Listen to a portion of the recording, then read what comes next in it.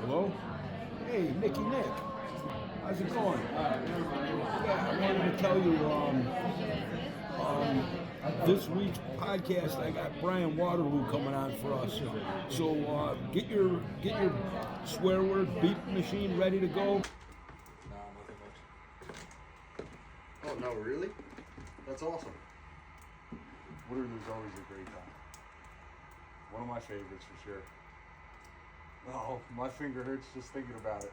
I'll be sitting there like every other word. Nah, nothing wrong with a couple curse words here and there. But I don't think I'm gonna even use the button this week. I think people are gonna have to tough it out. A couple never heard of anybody. Alright, open mic. And also, I got a special guest as well. Do we want a couple minutes? No, I think we're good. Yeah? All right. Well, Oh, really? Really? That's cool. Can't wait to have him on. He's next. I have so many questions for him. Cool. I'll see you soon, Uncle Mike. Bye-bye.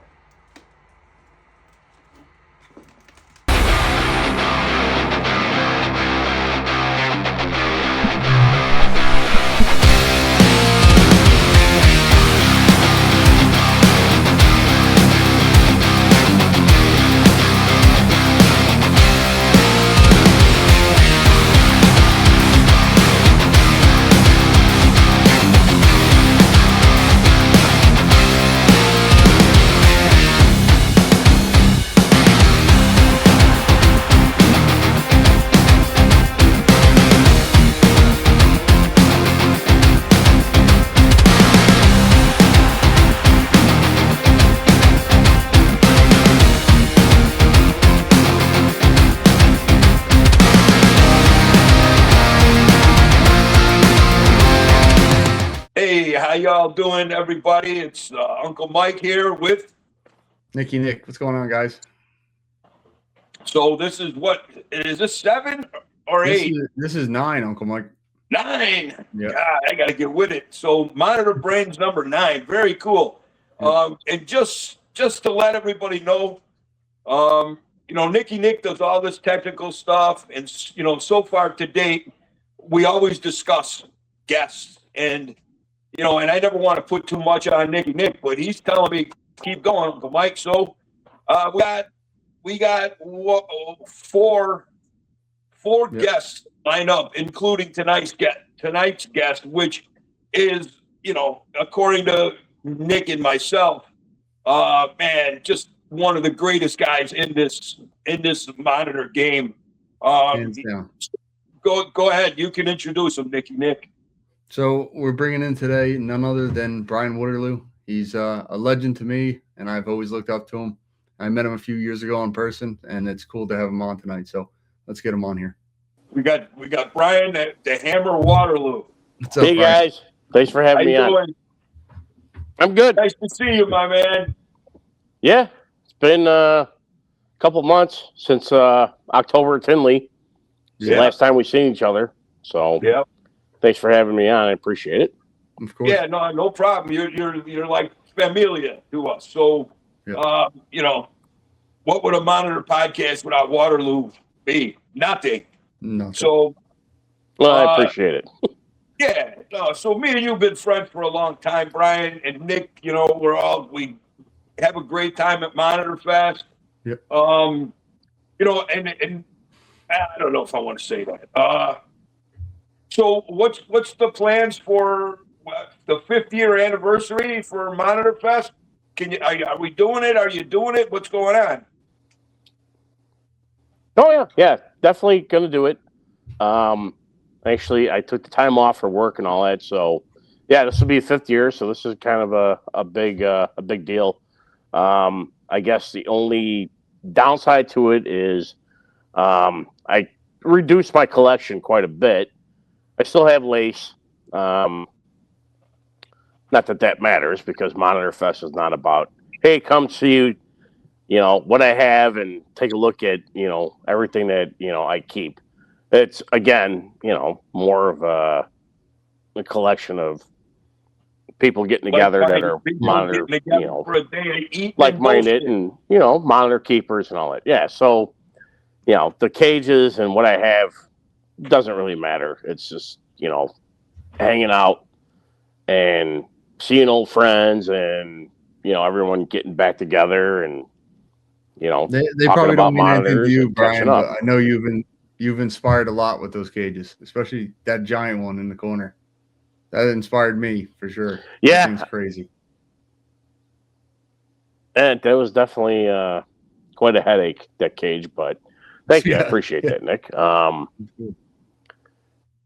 Yeah, it definitely, And I don't know. I've Brian, always, with all the video and videos of your cages when everything was all done for the first 4, everybody knows what you're capable of and what you have done.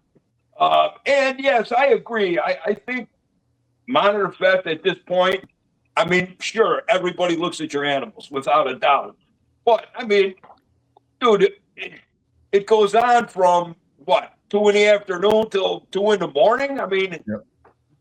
I know pretty you much. probably So, yeah, say it's 2 in the morning, but yeah, it's just a hangout and it's such a good time.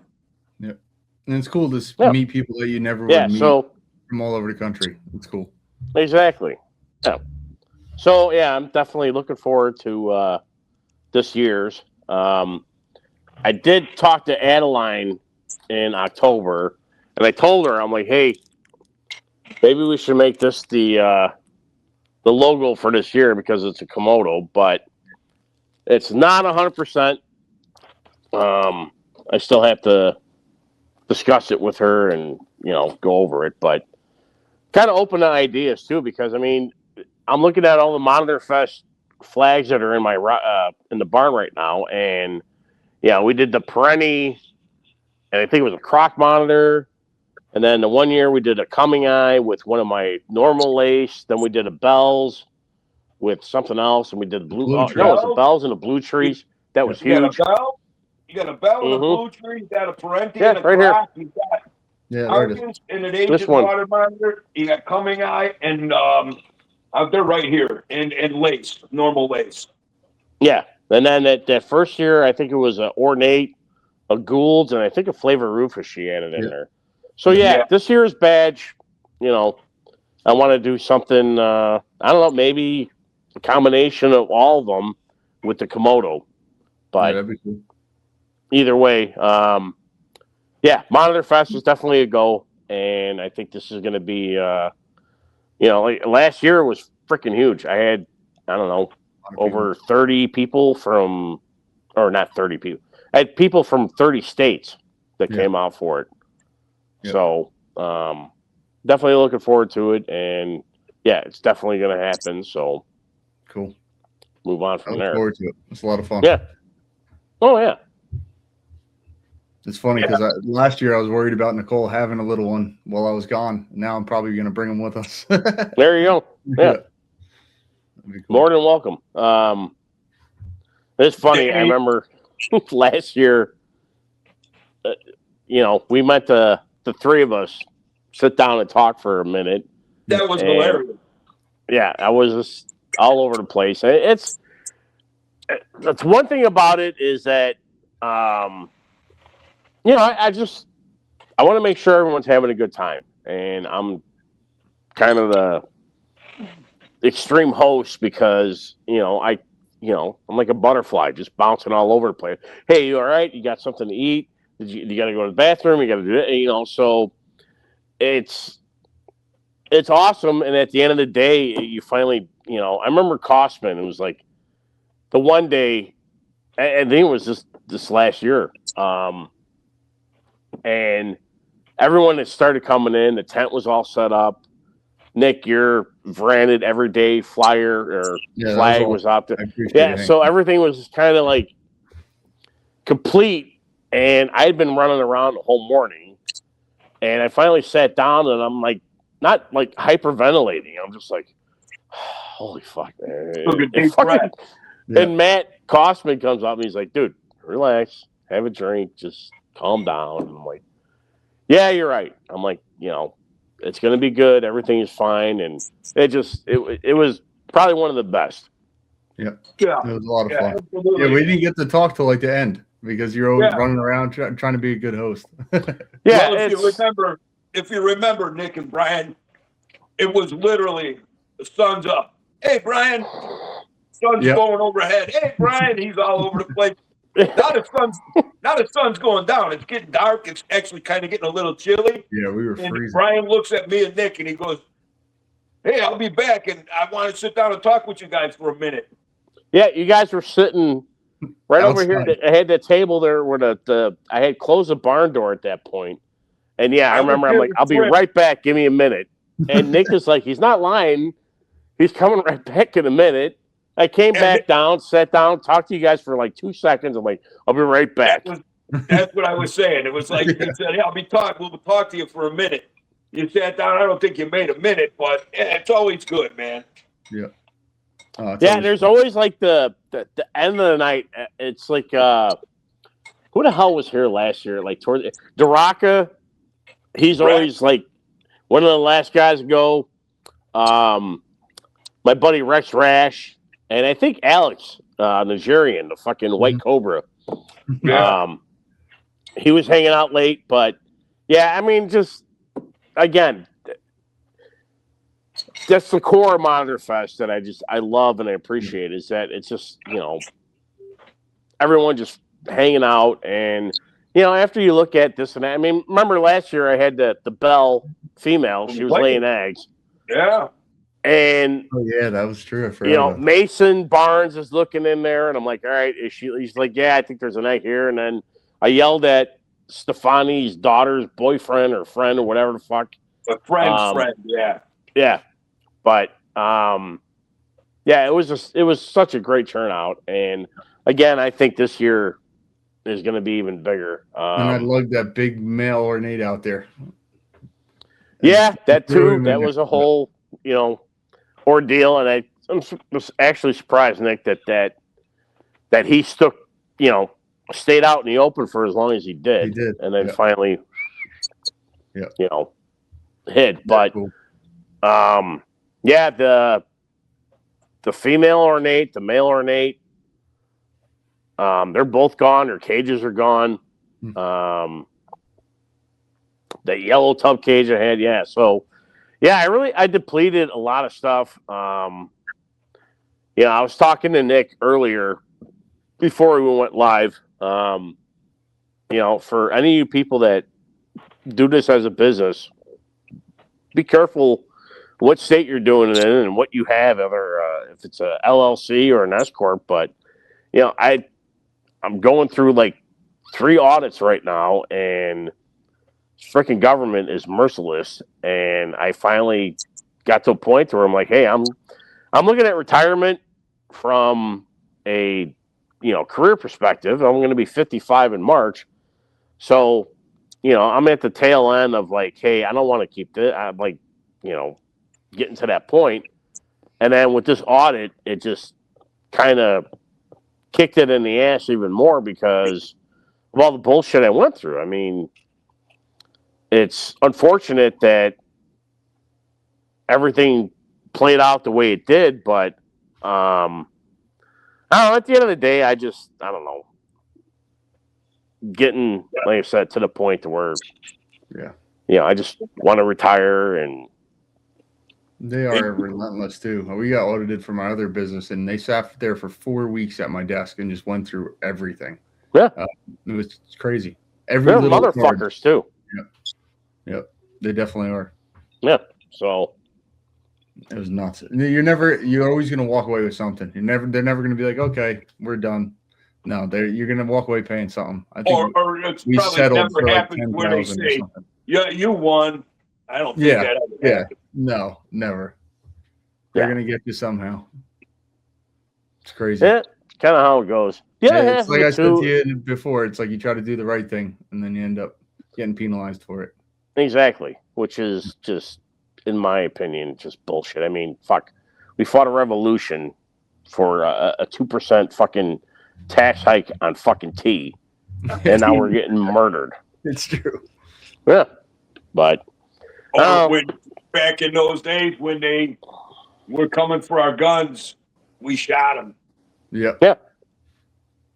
Things are Exactly. different now.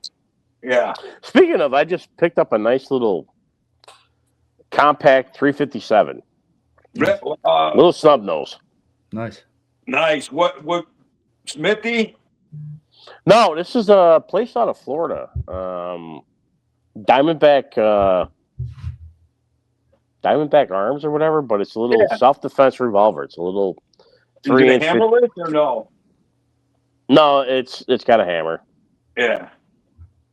But yeah. Last one I got, my buddy built a AR-15 for me. That was the last gun I've got. That was like a year ago. He's a state Was it trooper. Andrew? No, it wasn't Andrew. He's a state trooper. He said if I bought the upper, he'd give me the lower, or whatever it was, backwards, whatever. Whatever. Nice. I bought the one with the serial number, and he gave me the rest and put it together. So it was cool.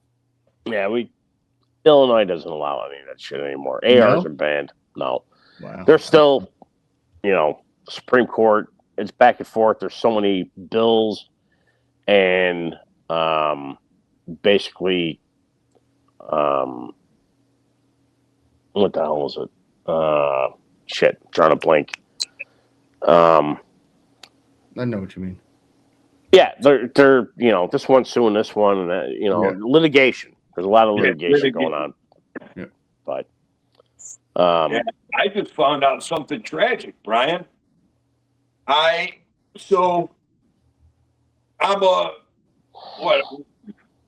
have an address in Illinois and in Wisconsin. I mean, I'm right on the border.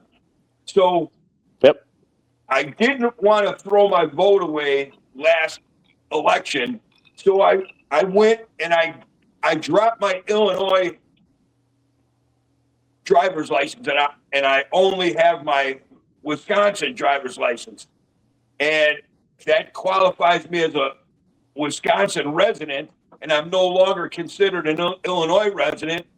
My concealed carry is null and void. Yep. Wow. I just that's so crazy to me that, like, being on the border like this, I got to get an Illinois fishing license. I got to get a Wisconsin fishing license. Yeah. It's like there should be something. What would you think? Maybe 10 miles either way. Yeah. That you got a dual one or something like that. Yeah. Yeah, it's crazy because like I have my carrying permit in Pennsylvania, but if I go into New Jersey, I get arrested. So I do it every day. So, or even New York. Yeah, New York's even worse. Forget about it. Yeah. You're going straight to jail if you're carrying. Which is crazy because people think of New York and they think of the city, but most of New York is like, I'd say like Vermont or Maine. Like you're in the middle of nowhere. So it's crazy that state is so the way it is. Yeah, So because everybody's just used to the 5 boroughs or whatever. You don't think of all that country that's out there. Which is like a freckle on that state. So tiny. Pretty much. Banning. I recently had a couple, videos in my YouTube feed, and I think Florida, once again, from a reptile keeper perspective, they're going into dark waters again. I think there's going to be moratorium and ban on a lot of fucking exotics out there. Really? Yeah, because they're, a couple of these videos, like caimans are like taking off right now. Not caiman lizards, not like actual caimans. Wow. And then there was it's funny. It was on my weather thing about there was a cold front that came in like 2 weeks ago, like right after Christmas, and they were showing on a map like, hey, these are iguana drop zones to be careful of because of the freezing weather, and you don't want to be underneath whatever trees or walkways or whatever, because these iguanas can be falling from the trees. But I think that kicked it up, and then there was another feed where there was mention of like a bunch of like Burmese pythons, berm nests that were found with like I did see that. I did see Yeah, that. like, And you know, I haven't 40, seen 50 that in a while. eggs. Yeah, Yeah. I think I saw that too. Yeah. All I'm You know what- seeing from the Florida stuff these days is these guys going out and getting bit on purpose and all that crazy stuff, Oh, which it's, drives Oh, me yeah. insane. and then they claim they're part of us. Yeah, Like, yeah, we yeah. wouldn't do that. We wouldn't give No. the bad guys ammo to come after us with. So They don't understand what they're doing. And the thing is like they're catching these animals, and then I see numerous people using the same animals in different videos. But that's been said before. They catch like Right. one iguana, and then 3 guys get bit, and then they all cash out. It's crazy. Yeah. Well, That's it's what- kind and of it's sad because they get the most likes more than the people that do it the right way. They get thousands of views and likes from getting bit. which is crazy. Unfortunately, I have had another like burst of feeds in my YouTube account with again with like, I got bit by this monitor, I got bit by this lizard, and all that bullshit that's still prevalent, and it's annoying, and there's no reaching out to these people and be like, dude, you're you know what? You can't. I mean, the last time I tried that, I was actually told, I don't care what you think. Look at all the likes and followers that I got. I'm like, okay, exactly. whatever. And the funny thing is, literally, like about a year and a half later, that dude called me back and he goes, I understand now. And I'm like, I wasn't trying to be a dick. I was just, trying to help us all out. Yeah. But unfortunately, it's again, you're a day late and $1 short. I mean, it's because of that crap that I can't have croc monitors out here anymore. And it seems like one guy will kind of fall off. It seems like one guy kind of cycles. One guy will fall off, and the next one steps in, gets bit by 10 things. And we're dealing with that one guy. I mean, we're not dealing with it, but we're seeing that dick bite guy all over the place. Driving me crazy. Did you see that one, Bryan? Yeah, it's annoying. Yeah. Oh, it is annoying. And not only is he doing that, he's got his kid in his hand too. And as a new dad, I can't even imagine doing something like that. So exactly. Especially when something's in food mode and it just bit something that wasn't food. Yeah. And it let go of it, and your kid's right there. All the kid's got to do is go like this or make a movement. Yeah. But I don't know. It's a tough line to walk because you know what's going to happen to all of us, and I don't know. it's hard to even counteract it. Like to try to you post more positive stuff to try to weigh out the shit that they're putting out, but they get way more reach doing that stuff. Yeah, well, and you know what the funny thing is? Any of these people, like me and Bryan, we go way back when we were kids. So there was a point in our reptile keeping careers that we used to all get together and watch the boa eat a live mouse or watch the Nile monitor tear apart a live red. And soon that becomes just, it's nothing new. It's the same shit over and over. And then when you actually get a rodent or whatever, turn back and bite your animal and you get a secondary and skin infection that you got to treat, now you realize frozen thawed is the way to go. But, the people that like seeing a Ceratophorus frog eating a pinky live and the pinky squeaking, the people who like that stuff, they're not us. They're not with us. Those are sick, twisted people. We love animals, even the pinkies. Yeah. So all the weirdos that watch those live, there was one channel, Nick and Bryan, I think it was like, I don't know what it was. It was a YouTube channel, supposedly educational, and they would put a ball python against a hornet's nest, or they would release a herd of goats or baby little ducks into a anaconda enclosure, and everybody's like, "Oh, that one's gonna get it." It's like stick people, man. That's all there is to it. Yep. I will say this. I remember back in the day when I had that lone male Olivaceous graze monitor. So jealous about that. Dude, that thing was awesome. And, I'm working on a recipe to, get it eating as much fruit as I could. But there's a place called the Feed Store out here in Illinois. It's like Harlem and 55. And they always had live chicks. And I'm like, well, I'll just get some live chicks for it too. And, see if I'm like, I don't know any monitor that doesn't eat birds.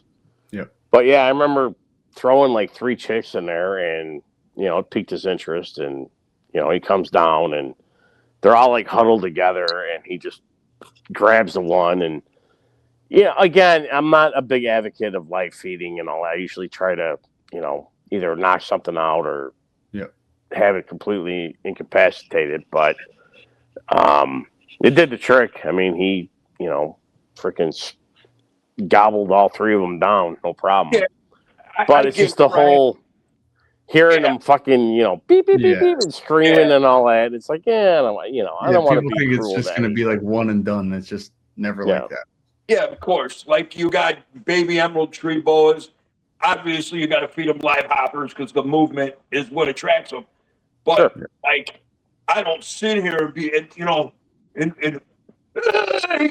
don't do that. I put them in there. I push everything, put them all in their little bins, push everything away, and I go upstairs. I come down and check in the morning.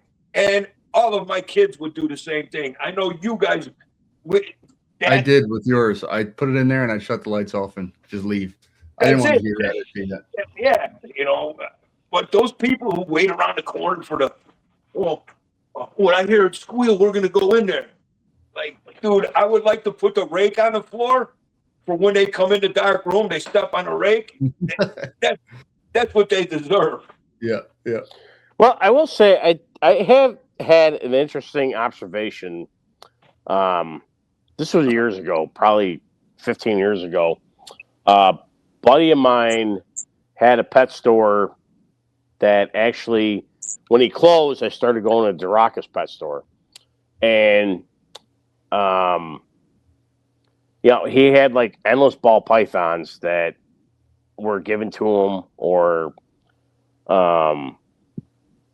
stillborns and stuff. Yeah, he had the whole racket of it. So, actually I have pictures of it. But I had Douglas, which was a just West African Nile monitor. And I remember he's like, "Hey, dude, do you want some ball pythons for your monitor?" I'm like, "Well, are they, live or dead?" He's like, "No, they're dead." So I remember he gave me one. It was, coiled up. It was probably like this big, sitting in a perfect coil, probably like a 3-foot tops ball python, dead. And I remember I thawed it out and I gave it to the Nile and I left it like coiled up in like the corner of his cage. And it's kind of interesting how his reaction to it was not like, I'm going to poke here, and poke.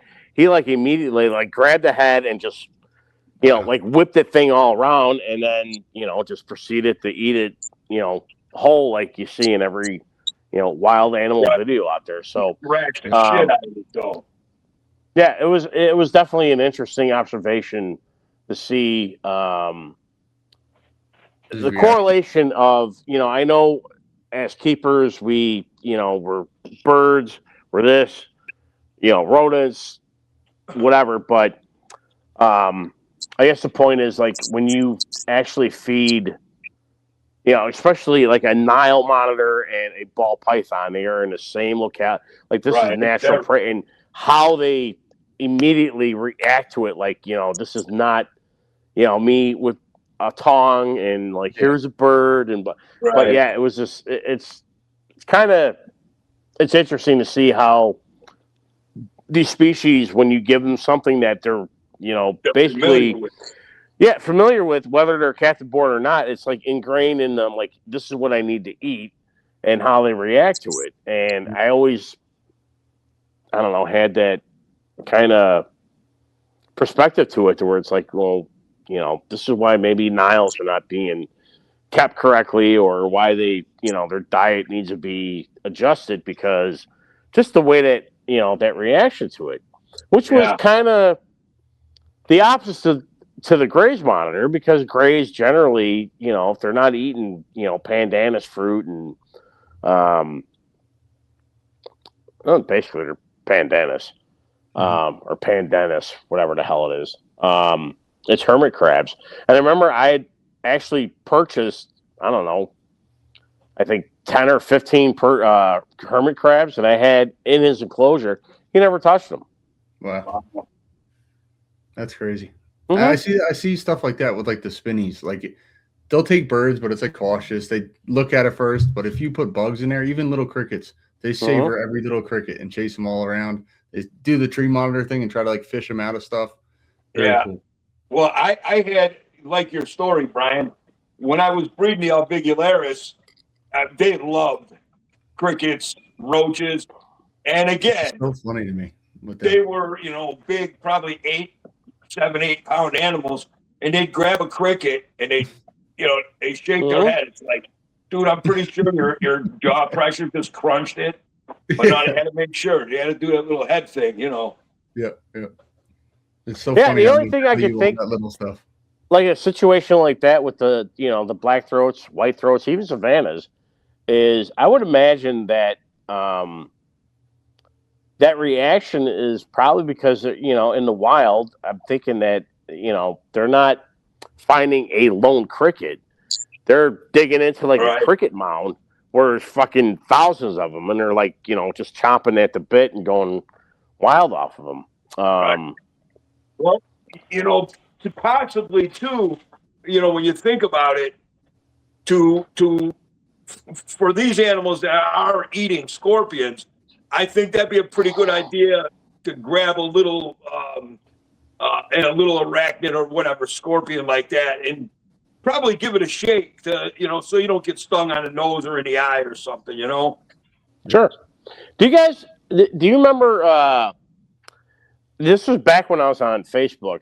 There was a guy. He was a blue tree monitor breeder, and he had a stillborn, like dead in the egg blue tree. And I remember he fed it to one of his green tree pythons, and there was like a shitload of comments, and everyone's like, "You motherfucker," like all this crap, and it was like, dude, it was dead in the egg. But he had posted after a video of it, and his green tree is just like sitting, like a typical green tree python sits. But the second he waved that blue tree, that dead hatchling in front of him, that snake snapped in like 2 seconds, and he's like, dude, that thing hit it and wrapped it up like I've never seen before in my life. And it kind of corresponds with like Daniel Latouche, who did all the research with the green tree pythons in the wild, and how they eat lizards pretty much the 2 years of their life, and then they transition into rodents, and that's it. No birds, no letter. It's just lizards. And Brian, I was watching Bill Spiegel had posted some. I'm sure it was Bill Spiegel. He had posted some, of maybe last year's baby green tree pythons, or whoever it was, and they were perched above the ground, and literally the tail was going like a snapping turtle's tongue, And I'm like, it looked so worm and insect-like. I'm thinking that's probably to attract geckos or small lizards. I don't think it's to attract a rodent, No, like I said, it's odd because that transition, happens like not overnight, but it's over the course of I don't know, couple months or whatever that Daniel was explaining, but it kind of makes sense where they just, and not only that, what I found was really fucking crazy is that your green tree hatchling, you think about a green tree python hatchling, it's fucking, the width of maybe a fucking pen and like 5 or 6 inches long. And they're basically hanging on to like a blade of grass, like on the edge of the road. They're like way down on the bottom because they're not up in the, the understory or anything. They're like way down there. And it's like, because, well, that's where all the lizard activity is at. And then even more interesting is that, they'll sit there for weeks at a time just waiting for, some random skink to like come across them and, sit at the right position and they take a swing at it. So I'm actually surprised that the success rate for those guys is, a little bit higher than, you would think. You would think that maybe 1 out of 20 is going to survive because, you're sitting still for almost 2 years of your life just waiting for a fucking skink to run by you on a blade of grass. Yeah. In the same breath, too, though, that's a good way to conserve energy and not burn calories, Exactly. And then, strategy. the polar opposite is, you look at any hatchling tree monitor. They're freaking, full of piss and vinegar, and they're constantly cruising. And it's like, hey, I need to eat. I need to eat now. I need to keep eating. One pinky isn't going to do it because I'm not going to encounter that in the wild. I need a shitload of bugs. Yep. It's funny, the two extremes of the two. But they all have those giant teeth because they can't miss when that thing does cross their path. And when it can't let one go. Chance. Yep. You might not see one for another month. That's another interesting aspect too, especially Nick, because you're getting your croc monitor situation all dialed in.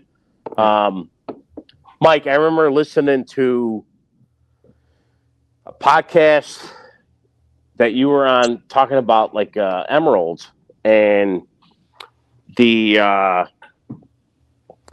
correlation with them being, strictly rodent, feeders. Yeah. And it was always about like, like same with croc monitors. They got the big long teeth and they're like, well, it's because they eat a lot of birds and they gotta, bite through all those feathers. And then Mike, that Emerald podcast, where it was like, no, there's like, 15 to 20 different fucking rats that are nocturnal and, they climb up the trees a whole 9 yards. And tree rats, yeah. Yeah. So it's definitely an interesting perspective where, at times, I don't know, I guess we take for advantage of what we think in reality. Like, all right, croc monitors got these big freaking teeth, and then my green tree python's got these big teeth. It's like, all right, well, they're up in the upper story, upper canopy, whatever. Birds are everywhere, so that makes sense. They're probably feeding on birds. And then, the science of it kicks in. It's like, well, no, it's not really birds. It's, these arboreal rats and rodents that, they're feeding on. I wonder too, if the croc monitors are eating as frequent as maybe we feed them. Maybe they're not feeding that often. Because I noticed that with mine. Like, if I fed them the same way I fed a water monitor, I feel like they'd get obese faster. So I dial back. But, I mean, that's just my observation with the three. Definitely an issue with crocs in captivity is, the obesity aspect. But the other thing to that, Nick, too, is I think croc monitors like perennies eat a lot of fucking lizards. Yeah. Makes sense. And being an arboreal species, especially as a hatchling, I don't think they're foraging on the ground like some of the, like Dorianus, Indicus, whatever. I think they're all spiraling right up because there's so much stuff up there because you have, you look at the whole food chain and it's like, all right, you got the birds, you got insects, you got this, mammals, the whole 9 yards. I think that a lot of their diet, especially, like I said, the croc monitors, when they're younger, it's like Komodos. Komodos, same thing. They're right up the trees, because they know their prey, to stay on the ground. And, you look at what's up in the trees. You got all your insects, you got all your birds, whatever. Then you got a shitload of snakes, you got a shitload of lizards, and, it's like ideal prey for them. Yeah. So, environment up there. Yeah. Have you, Bryan, did you catch the, I don't know what number that was with Crutchfield, Nick? I want to say it was 3? 4, I think. Number 3 or 4. But we got into it deep with him, and he brought up a great point that,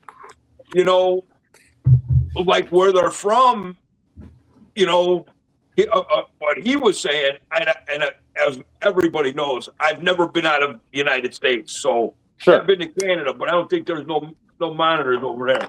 So what he has kind of a thought process, a theory that they're eating fruit bats, and when you think about it, it's actually a really nice size, probably often encountered meal for them. You know what I mean? There's videos of actual of lace monitors eating fruit bats. Really? Yeah. Actually, what the hell was the name? The movie was called The Earthling with Roy Scheider or whatever, the kid from Silver Spoons. Nick, this is way before your time. Ricky Schroeder, there you go. But fruit bats, because they're all over, Australia, Indonesia, the whole 9 yards. And they're, they're substantial. Yeah, they're a decent sized bird or mammal. And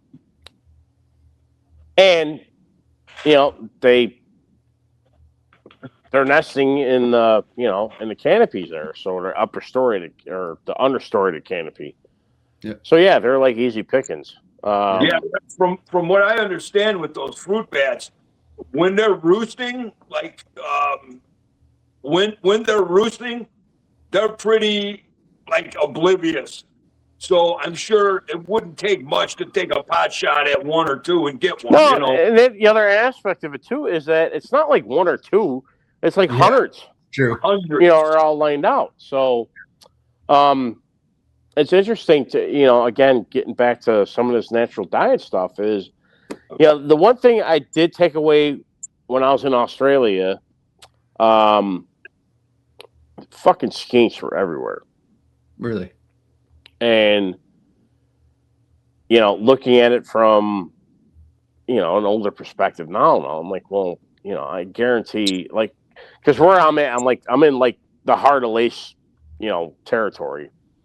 And like I said, fucking skinks are everywhere. And I'm like, I guarantee that the bulk of the diet for like hatchling lace, because they're, terrestrial, they're semi-arboreal, but not yet because they're still relatively small.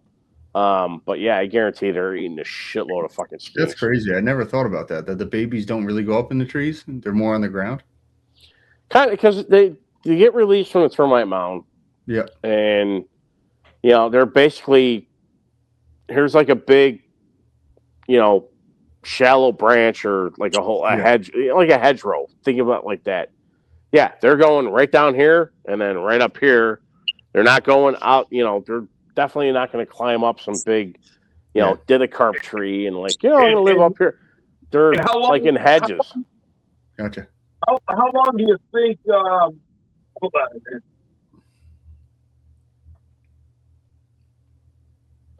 on. Mike, you're freezing up. They play it. Hello? Can you hear me? Yeah. Yeah, I can hear you. How long do you think lace play that tree game before they're bold enough to, I know Komodos are the same way.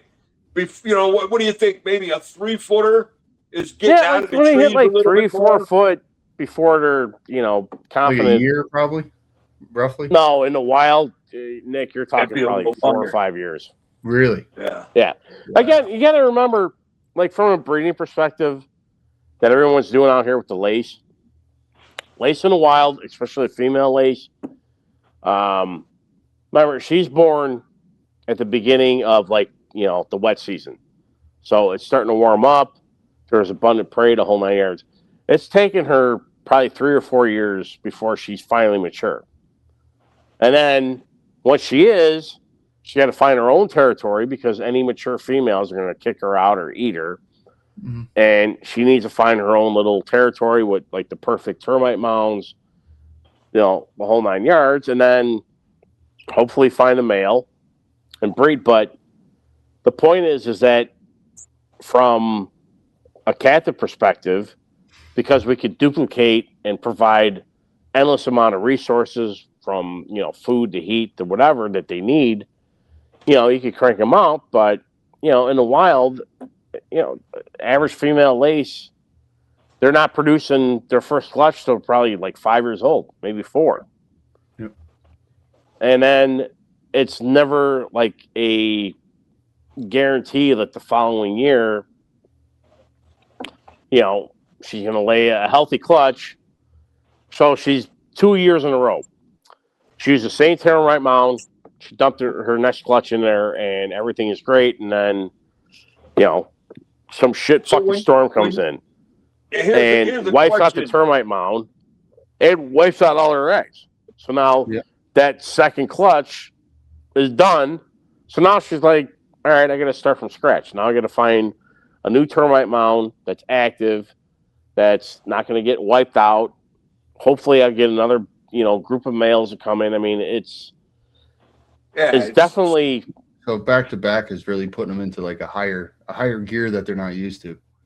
Exactly. And you'll burn them out, which I have. I mean, dude, I burnt out my first female. She produced, more babies than she would have in her lifetime in the wild. Yeah, it's a problem. Yeah.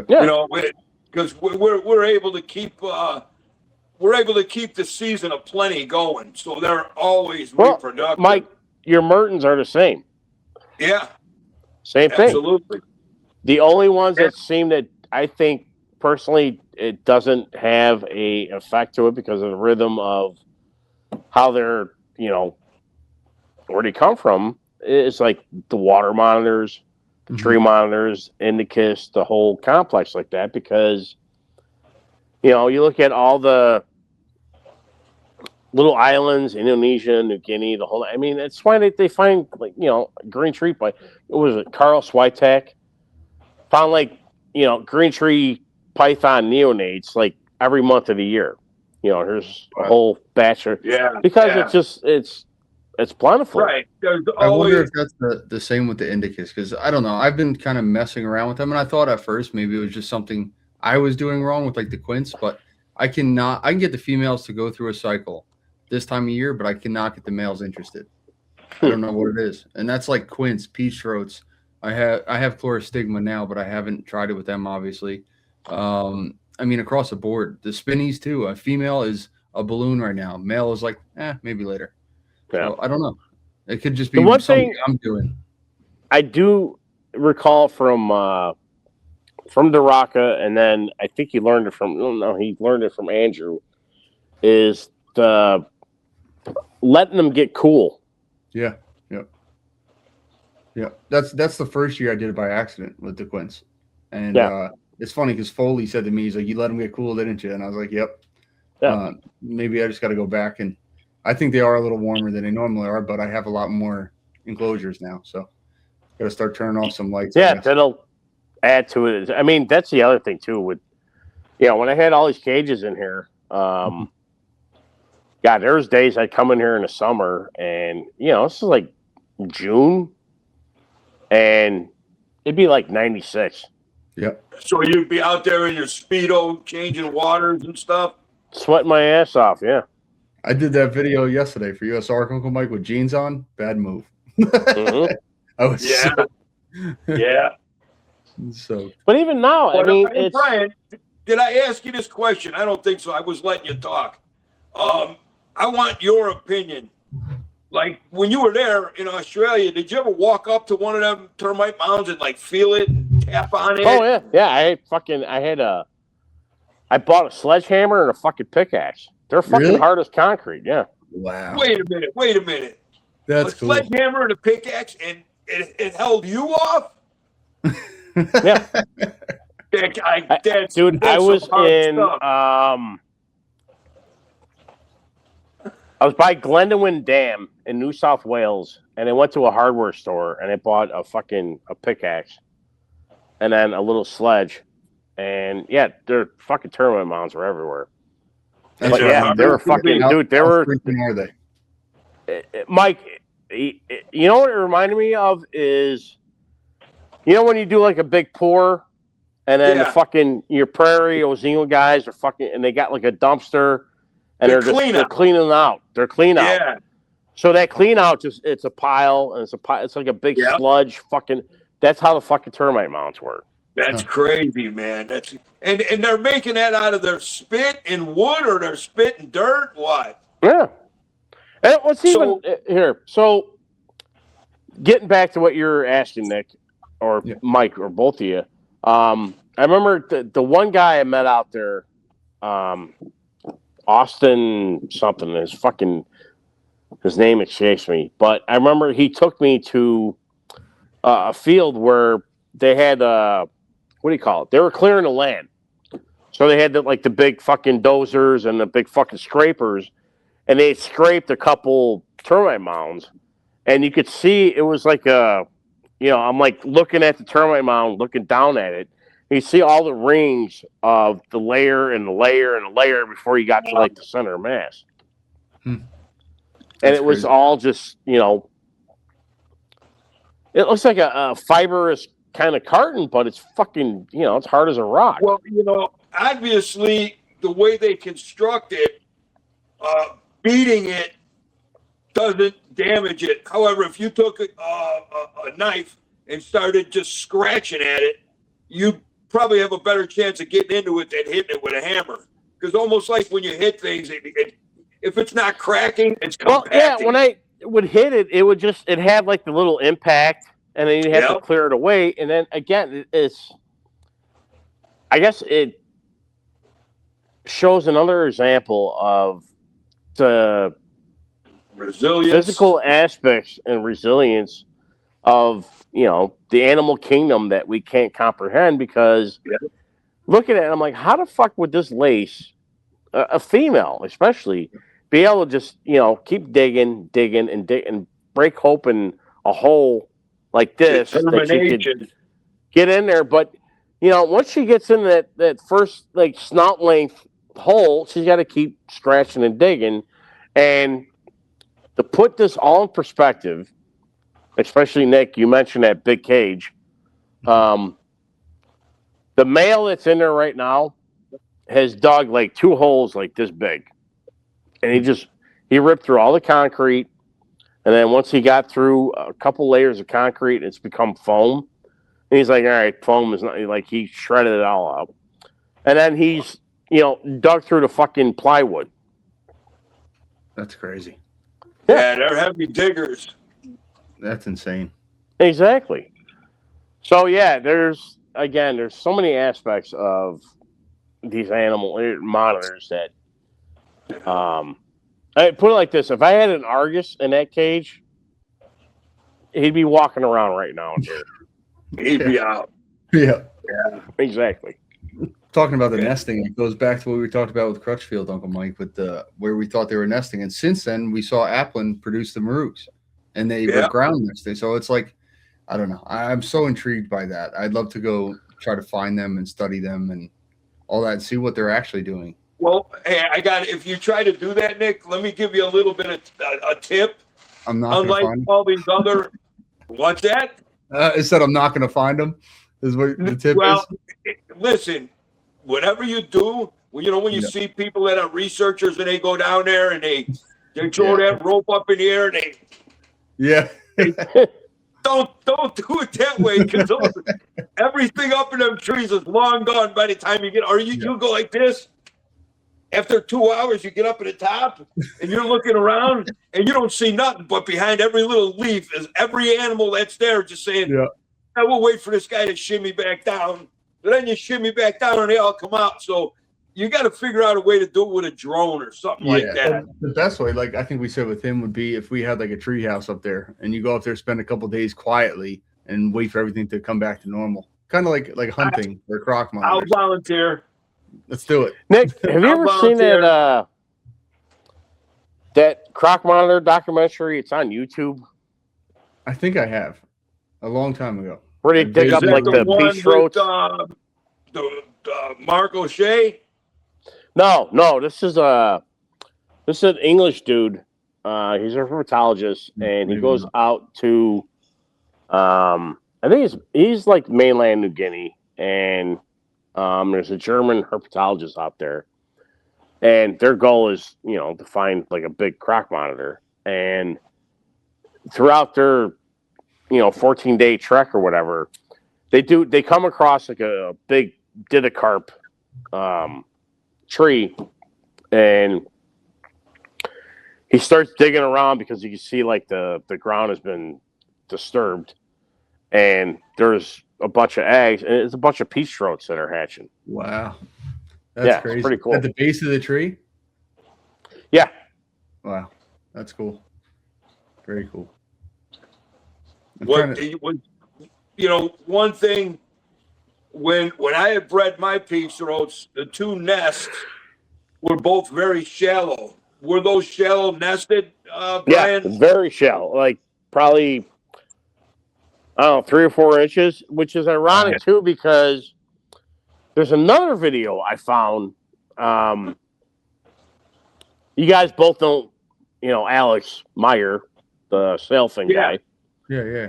And this was in the Philippines, and it was some guy who was out there, and the Philippine guy, Philippine dude he was friends with, he was like at his family's house, and there's here you go, Mike. Here's a slab of concrete for a sidewalk. Here's another slab of concrete for the other sidewalk, and in between is just that little 4-inch gap of dirt. Yep. Yeah. Fucking sailfins were laying their eggs in between there by like 4 inches. Yeah. That's crazy. And you know what? You know what? That's so. I don't know nothing about those sailfin dragons, but for an animal that takes 150, 170 days, you wouldn't think shallow would be the strategy. However, I think eggs that go 30 days, like Audatria, do they need to be deeply buried? I don't know. I mean, I think something it's kind of like, think about your turtle eggs. Soft shell, snappers, painted turtles, a whole 9 yards. They're here's a very shallow, a mound, and like, we're gonna put it. It's kind of like martins in the wild. Supposedly, martins in the wild are, if they're further inland, like they're nesting further inland because of flooding, which they're worried about. They'll dig them deeper. That's my theory with shallow nesters, like especially peach throats and things that are from a riverine environment. That sure, it rains, the water sheds quick. However, when it overrains, the water comes up this way. So you might buy yourself a couple days until till that water overtakes the eggs. That's just the theory. You're not worried about drying out. You're worried about flooding. It's like the opposite of what the big guys dig so deep for. Is they're trying to also, Mike, I think martins, especially if they're from the same, locality, and you're talking generations, I think they are able to, eyesight alone, here's the side of a berm, and this is all dry here, and this is dry here, and this is all, growing or whatever.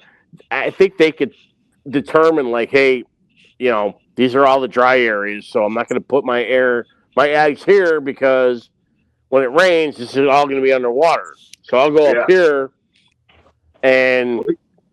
So humidity you means know a what? lot more than people think, probably. I think Right. people just use dry dirt and don't realize how much it can affect their animals' laying. Yeah. Hey, for these animals to reproduce in captivity, definitely says more about their adaptability than like we're geniuses or something. Yeah, We don't know nothing. No, I don't think it's adaptability, Mike. I think, again, like in my case too, I don't have fucking a termite mound in my fucking barn. We're providing what we know works for these animals, and they key in on it. It's like, all right, this is the perfect fucking habitat for whatever it has. And that's the other thing too. I think if you're, raising up a group of monitors and they're compatible, whether Mertens, Lace, Waters, whatever, you get that lone female in the group. I think they pick up on stuff a lot quicker and a lot more intuitive than we give them credit for. And they start to, I think they realize, hey, this hasn't flooded. This hasn't overheated. This is like a perfect area for me to lay at. It's kind of and when they do discover, when they do discover that a situation like that, they're going to guard that, man, because it's exactly so important to them. But you had said something, Brian, and I want to just kind of touch base on it. So, the Gould Eye complex, Mertens fall into that Varanus category. Yeah, so, Varanus is Komodo, Perennies, Lace, Mertens, Goulds, or no, not Goulds. Yeah, I don't know. I think Goulds. The whole Gould Eye complex falls into Varanus. Yep. So when you were talking about that just now, the different levels, and I was thinking, as often, I know they're not going to lay 4 clutches a year, Mertens in the wild, but I'm sure they could double clutch. They come from a pretty stable area, temperature-wise and everything. So what you were saying about that level, I was thinking, maybe he's going to go with like mass nesting, but I think because Mertens are very, they're communal. I mean, they do fine around groups. They don't often, amongst each other, they don't often beef. I'm sure they drive out rivals and this and that. But it reminded me of Niles are the same way in Africa. They're not a solitary species. They're somewhat communal, but they have their own. This is my little micro territory, and places that are more valuable than just passing through. Yeah, I get it.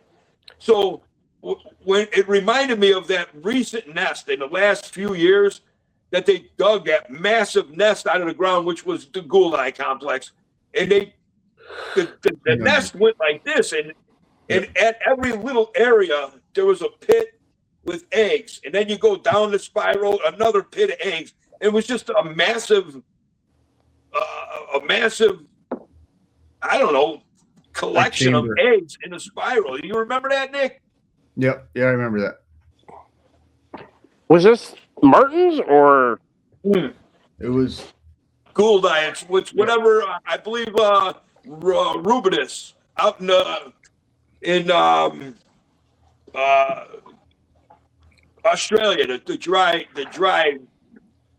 I saw the whole diagram, drawn diagram of it when I saw it. Very scrub habitats, dry at the surface. Obviously, they need to go down for moisture.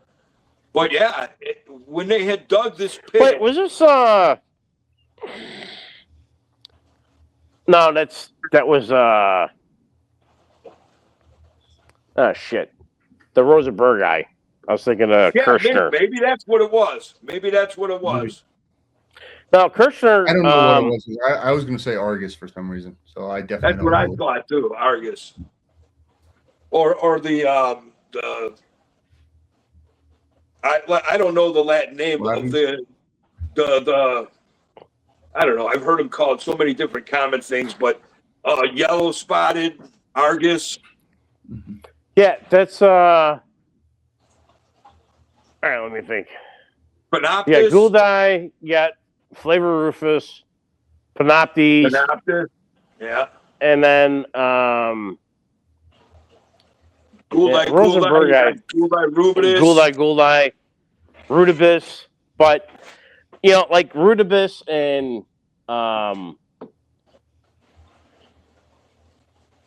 not Panoptes, like Flavor Rufus, they're more eccentric to like some of the drier regions of like the Kimberleys, or not Kimberleys, right. but their range in Australia. Rosenberg, they're South Australian.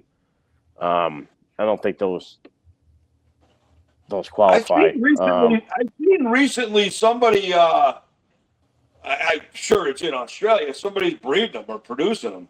Well, that wasn't why I posted, was it, Uncle Mike? That really orange one?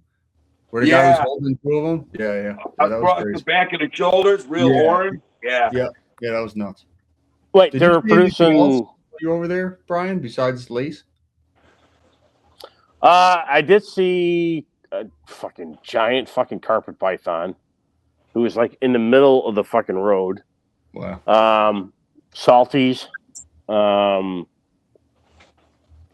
Shitload of fucking cockatoos. Really? Sulfur cockatoos. Yeah, I was crossing into New South Wales from Queensland, and it's just like a whole.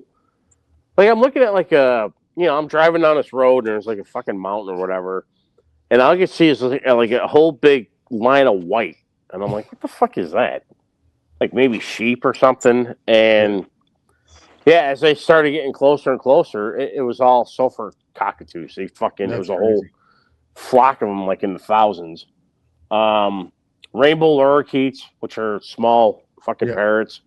Yep. And then a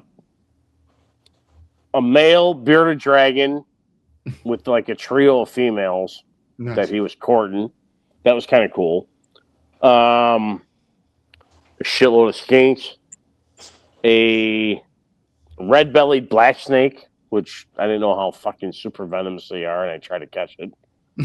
And then, like a Argus Flavor Rufus. I remember he was. I'm driving on a road, and there was like a big, kind of an embankment on the side of me, and there's a little bit of overgrowth. It's all kind of dried out and dead. And I could see like a little movement like this. And I'm like, that's fucking Monitor. So I pulled up, like parked alongside of it, and he fucking tripoded it. Oh, that's crazy. He tripoded it. Damn. That's cool. You didn't see your favorite, huh? Sorry. So I seen him and I'm like, this is fucking awesome. I'm like a freaking tourist from Japan. I get my camera and I'm like, all right. And as soon as I break the plane, my fucking, like I open the car door and I get out of the car. Yep. He turns his head, sees me, and gone. That's I'm like, crazy. gone. That's it. That's crazy. Yeah. Fortunately and unfortunately, the bulk of the shit that I seen out there were lace monitors. Yeah. Well, you didn't see your favorite, huh? So. Well, yeah, that was the whole point of going out there. I'm like, hey, I'm here to freaking see lace. Yep. I got to get out there one day. It's just a long freaking flight. It's a long flight, and Nick, it's a giant fucking country, literally. And if you rent a car, get the extra fucking insurance. Because I remember I rented the car, and they're like, hey, you want the supplemental insurance? I'm like, no, I have State Farm. I'm good. They're like, yeah, but you should probably get it. And it basically, I think Mike, I think I've said this on fucking podcast before, but again, coming back from New South Wales, there's no fucking lights and it's fucking pitch dark, and like a herd of fucking kangaroos are like crossing the fucking road, and it's not like 10, it's like fucking 80 of them. Wow. And if I would have hit them with the car, it would have totaled the fuck. I had a fucking Hyundai. I was gonna ask you, did you have like a truck or an actual car? It was a car, and you're in the fucking passenger side. Steering wheel's over there. You're on the wrong side of the road. He had a car about as big as a wild red kangaroo. Exactly. In fact, they fucking talked me out of a fucking BMW. I'm like, seriously? They're like, no, this is a lot cheaper. And I'm like, all right, fine. Just give me the Hyundai over the fucking BMW. The other thing that sucked, too, is when I went out there, that was Europe the year before or the year after or whatever. No, it was the year before. The Australian dollar was, way down. So I went out there with like $1,000 and it was worth like $3,000. Wow. Not that I was like buying anything. I mean, other than like dinner and all that shit, but, for the but like getting a hotel and all that crap. It wasn't even a hotel. It was like a bed and breakfast kind of a deal. But it just, I came home with money kind of a, situation. Right. And then they call this beds and breakfast over there. They call it a hostel. No, that was in Europe. That's as like soon as I fucking got off the, when I went to Europe to go meet with Horn and Visser, I get out of landed in Heathrow and then took the train to fucking Rotterdam. So I get out of like the subway, and my hotel is literally like across the street. It's a hostel. And I get into a cab. I'm like, hey, I need to go to fucking Hotel Holland. He's like, Hotel Holland? I'm like, yeah, Hotel Holland. And he's like, oh, okay. So he does a fucking, like a big loop. So as I get into the cab, we pass the fucking hotel, and he comes back around. He's like, oh, Hotel Holland. And I get in there, and, there's two fucking dudes that are, the one guy is like at the, where you check in, ring the little bell. And, I had like, I guess, reservations, and he's like, what's like, I give him all my info, and he's like, none of this is ringing a bell. I'm like, all right, Hotel Holland, Waterloo, blah, blah, blah. He's like, oh, yeah. So he walks me to my room, and he like opens the door, and it's like a fucking, just like a little bed, and then a bathroom like the size of my fucking desk. Mm-hmm. And I'm like, where's the toilet? And he's like trying to figure out like, I'm like, bathroom, take a shit. He's like, oh, hey. So I come outside of the room, and there's like a long hallway. And at the end of the hallway is the other guy who's wearing like a fucking wife beater. And it's like this little glowing light in the fucking toilet. It's at the end of the hallway, and it's got like the chain to flush it. And I'm like, it's not the chain. I'm not fucking staying in here. So I think I paid, the 100 guilder to fucking be done with it. Grabbed all my shit, grabbed another cab. I'm like, I need a hotel, Holiday Inn, Ramada, whatever. And he's like, oh, yeah. So right down the road, dude, is like a fucking Holiday Inn. I get in there, and it's like fucking heaven. Yep. And then the next day, I meet with fucking Gerard Visser at the Rotterdam Zoo, and I explain my whole, situation. He's like, oh, yeah, you got ripped off. They seen you coming as soon as you get off the fucking train. I'm like, yeah, that's what I figured. Those hostels are brutal. I went to those in Spain, and they were all the same way. Mm-hmm. Bryan, I remember when you got back from that trip, and we looked through, geez, it had to be 10 inches of photos. Oh, yeah. That's funny. Is And- I went through a shitload of those photos the other day, dude. I have photos with me and Daniel Bennett, me and Bayless, fucking Walsh Trooper, or Trooper Walsh, sorry. Visser, George Horn, even fucking Frank Reedus. Wow. And a picture, Jeff Lem is in the background, and he looks like he's fucking 16 years old. You know So what's that, funny? He still looks like he's 16 years old. Yeah, but he really, really looked fucking young. He probably was fucking, we're probably the same age at that point.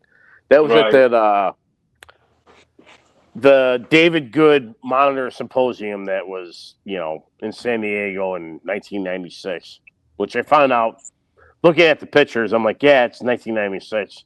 I always thought it was 1995. I was 2. There you go. 1995. I was 30. Something like that. Yeah, it was like 25 or something. Yeah.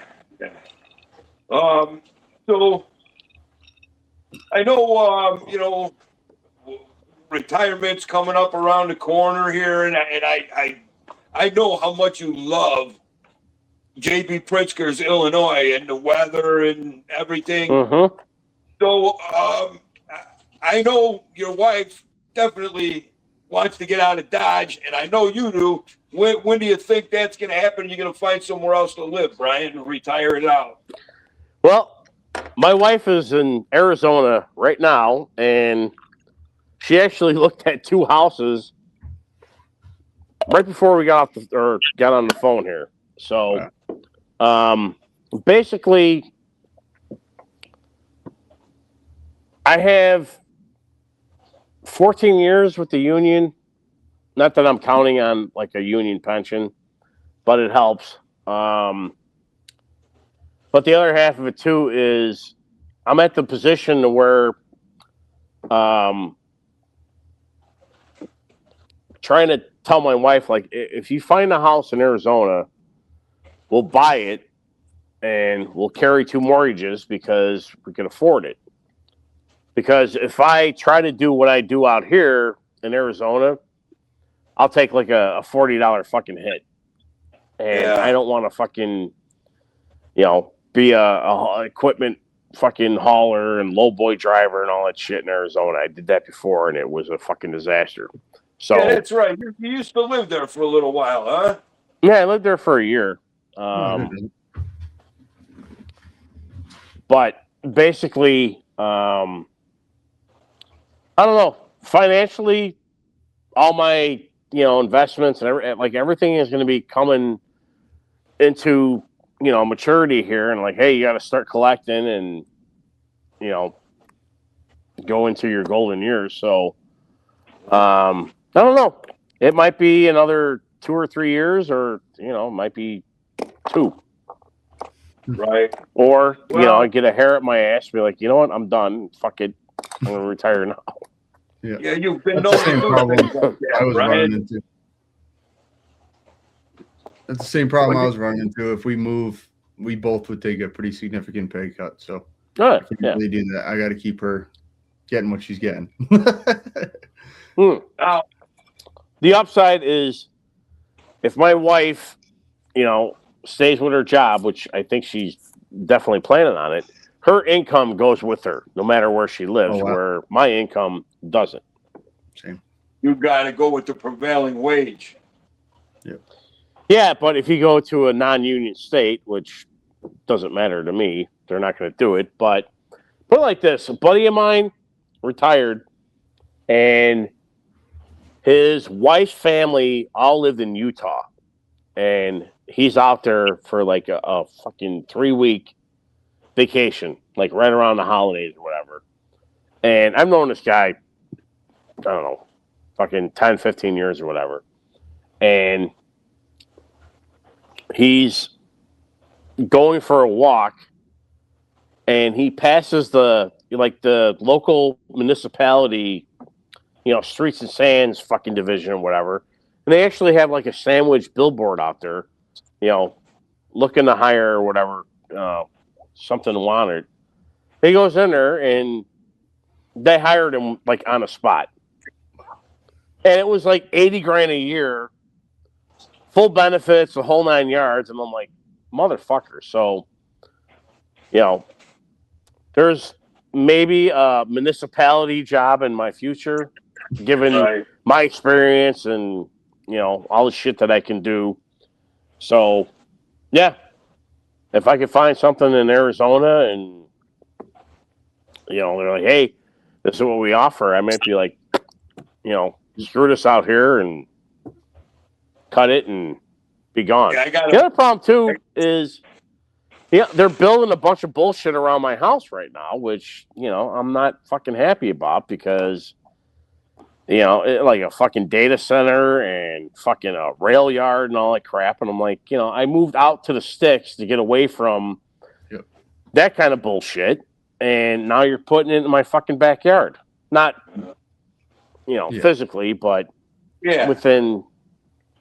Yeah. Well, that's the goal for me too. I want to be able to walk outside and not see a neighbor. Where I am is kind of like that, but still in a kind of a community setting where I want to be in the middle of nowhere. And I want to be able to put up a building and nobody knows. I'm not saying my reptile building, that's going to be a huge building, but like if I want to put up a little side building, I don't want to be pulling permits and doing all this stuff. I just want to run a farm and be left alone. Hey, I want to shoot in my backyard again, which I can't now because I got fucking houses behind me. Yep.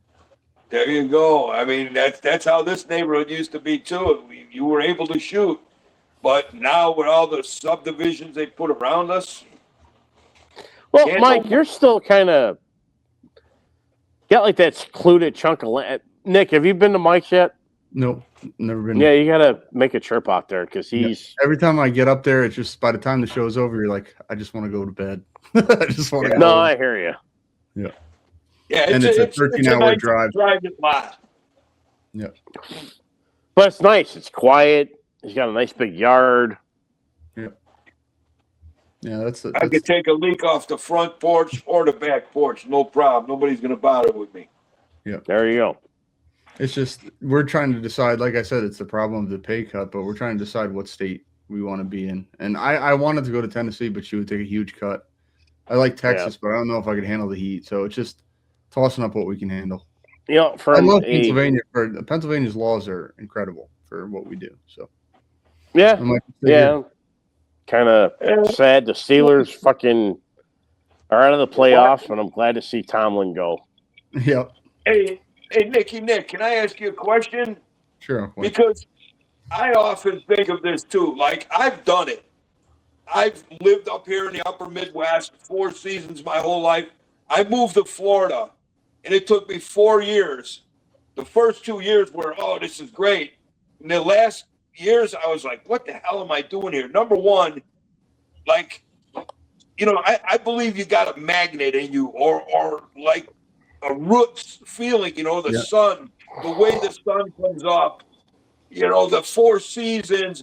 And Circadian. When you go somewhere else and the sun is way higher in the sky, it's never cools down. It's just always hot and humid. Santa Claus in December on the roof with sunglasses. Get the hell out of here with that. So I had to come back home, right? Yep. And now that I'm home, I'm glad I came to Wisconsin. But other than the winter, I love everything about this. It's my home. Yep. It's where I'm comfortable.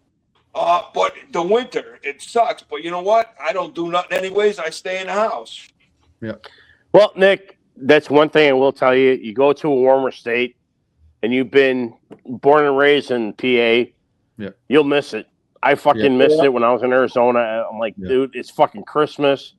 I'm in shorts. It's fucking 80 degrees in Arizona, and I'm putting Christmas lights on a fucking palm tree. Yeah. Yeah. You'll miss it.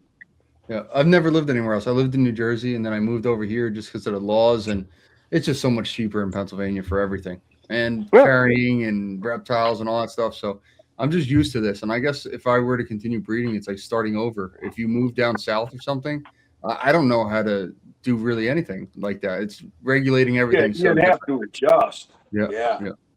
Which I'm not saying I got it all figured out here, but I feel more comfortable here. Well, I will say the one thing that I'll give you know, and again, like this fucking cyclura I have. As much as I want to get rid of them, I don't want to get rid of him to somebody who lives out here or in a cold state. I want him to be fucking like if I moved to Arizona and I still have him, he's got my whole backyard and he would thrive out there because it's the perfect fucking environment for him. And I, you know, and then a lot of, I guess, why I've kind of semi-retired from a work perspective and also keeping stuff is I just, you know. Sunny fucking days, I feel bad that they're, you know, in these fucking tiny cages, even though they're as big as they are. But it's, you know, fucking light bulb and a fucking, you know, an incandescent, whatever. And it's like, you know, they need natural sunlight. I'd love to have cages the size of the pole barn that I have, and I have one animal in there. But like, here you go, you know. And even as big as that is, it's still not big enough. Yeah, I think about Reptilandia almost every day about how they did it and with the Crocs and all that stuff. And I'm not saying I'm gonna ever have an enclosure that big, like that's just insane. But I want to be in that category. Take my time, really build each enclosure really big, and give them what I can, where it's not like a box, and I feel bad about it. And that again, Nick, that's, you know, it's a valid point. And then at that perspective, it's like, all right. You need to limit what you're going to keep if you're going to, you know, go for that brand. I mean, dude, I would love to have a fucking big, giant male fucking artist monitor, but I'd want to give him, again, a cage the size of my fucking pole barn and be like, here you go, buddy. This is your whole fucking, here's your whole cage. Natural sunlight, the whole 9 yards. Giant. Yeah. Another thing is, too, is being, like, I guess realistic. When I built my place, I was like, oh, this won't be that bad. It won't cost that much until I started building. And I basically take out a loan to do so. So it's doing that too. Like I can't imagine like what that Croc monitor enclosure costs Reptilandia and Quetzal and all those guys. That thing is out of control. So it has to be realistic. 20, 30 grand, no problem. Yeah, easily. But and that goes back to the Croc monitor thing about how like you never see them really on the ground too much. In all the videos, I haven't been there, but they're always top canopy. And hanging out up there. So I don't know. I just like seeing behaviors like that. You know, like I just set up that 19 by 11, and I set it up for my Black Dragon, but he got stressed out on there. He just didn't like it. So I put my male Sarang Jayapura, whatever they're called these days, in there, and just to see his behavior going all the way up, climbing across the vines, checking everything out, totally different than the enclosure I had him in before. Sure. So I just want to maximize everything and really enjoy all those little behaviors.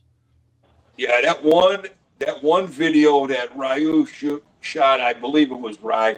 The male is swimming in that long ass water feature. That was nuts. And the female is on the land, like keeping pace with him. It lets you had a big 60-foot enclosure. You'd never see that behavior. You never see that. Yeah. And it was almost, I don't know, man. It was almost like play. Yeah, it was. You know, they were both. You know, like the male was enjoying his swim, and the female said, "Oh, okay, you think you're getting away?" You know, it reminded me. It was like, because she had laid in that corner. Gotcha. And he poked around there, and then she was pushing him out. Yeah. Yeah, I didn't know that. I just thought that was very. It seemed like a playful behavior, but I didn't know the backstory. Yeah, that's why she finally jumped on him, like, you know, you need to get out of here. And I think he finally, you know, climbed up to get out of her hair. But yeah, no, that was all a territorial thing, like, you know, because that back corner, it's kind of hard to see in that video. Ari explained it to me. He's like, that's where the female was laying because the heat lights were like here, and here's the ground level, and she was digging, you know, like 6 inches underneath it. And that's where they're digging up the eggs.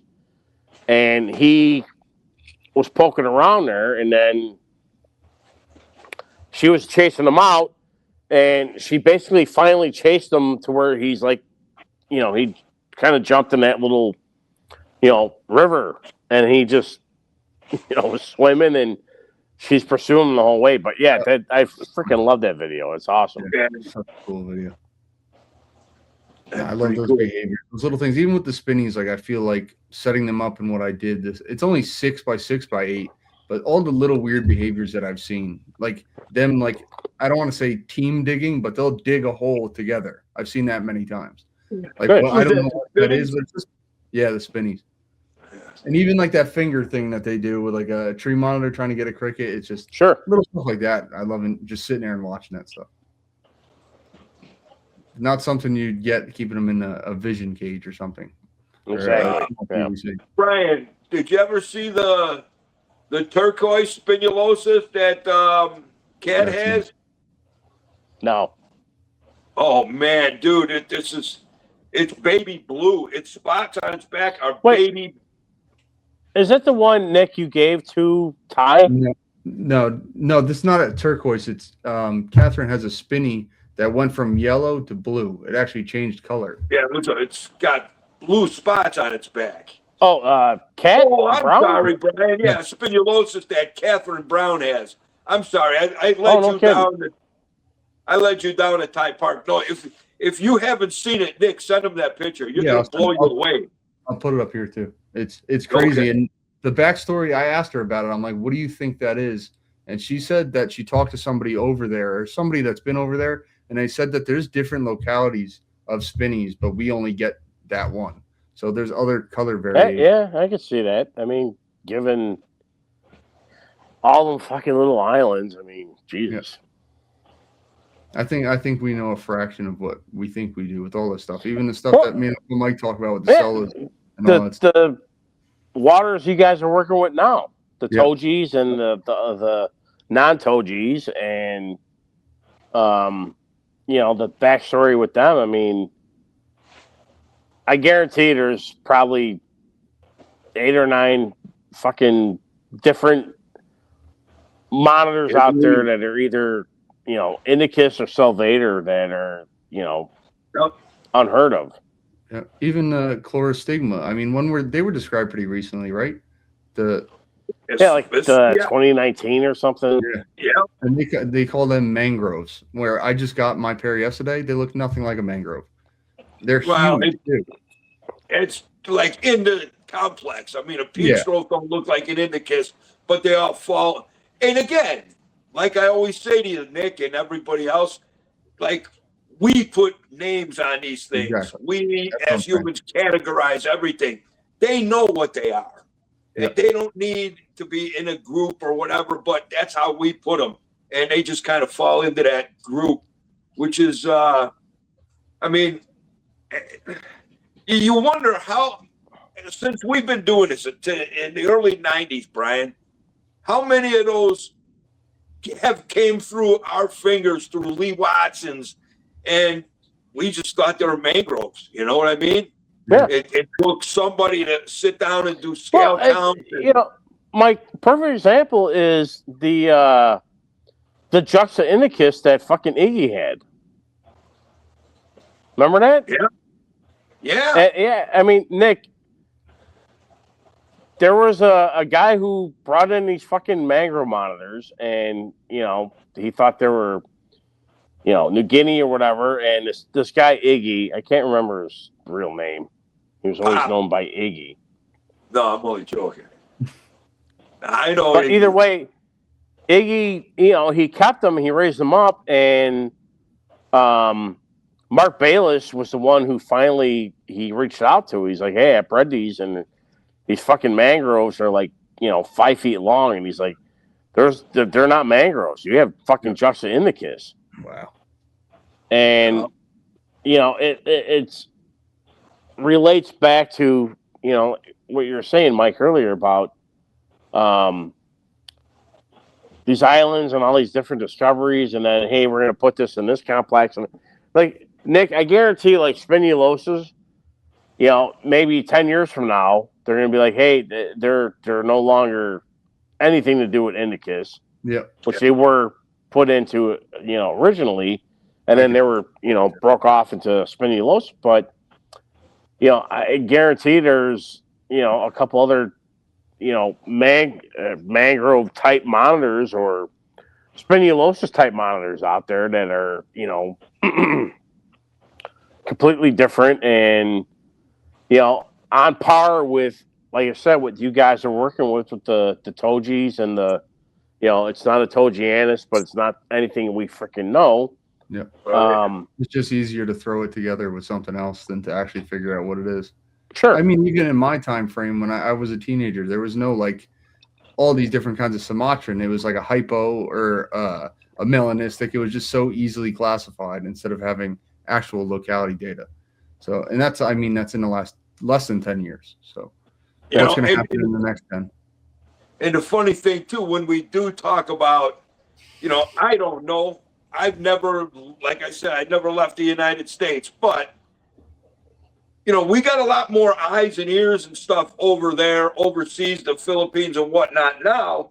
But when these guys were collecting stuff for bushmeat, the leather trade, and the pet trade to feed their families, to support their families, there's nobody going to say, "Oh yeah, I'll bring you to where I got this, so you can go there without me." No, that doesn't matter at that point.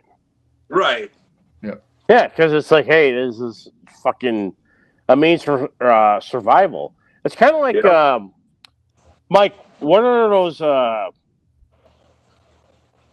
They're not sulfurs, but they're like Celebensis water monitor.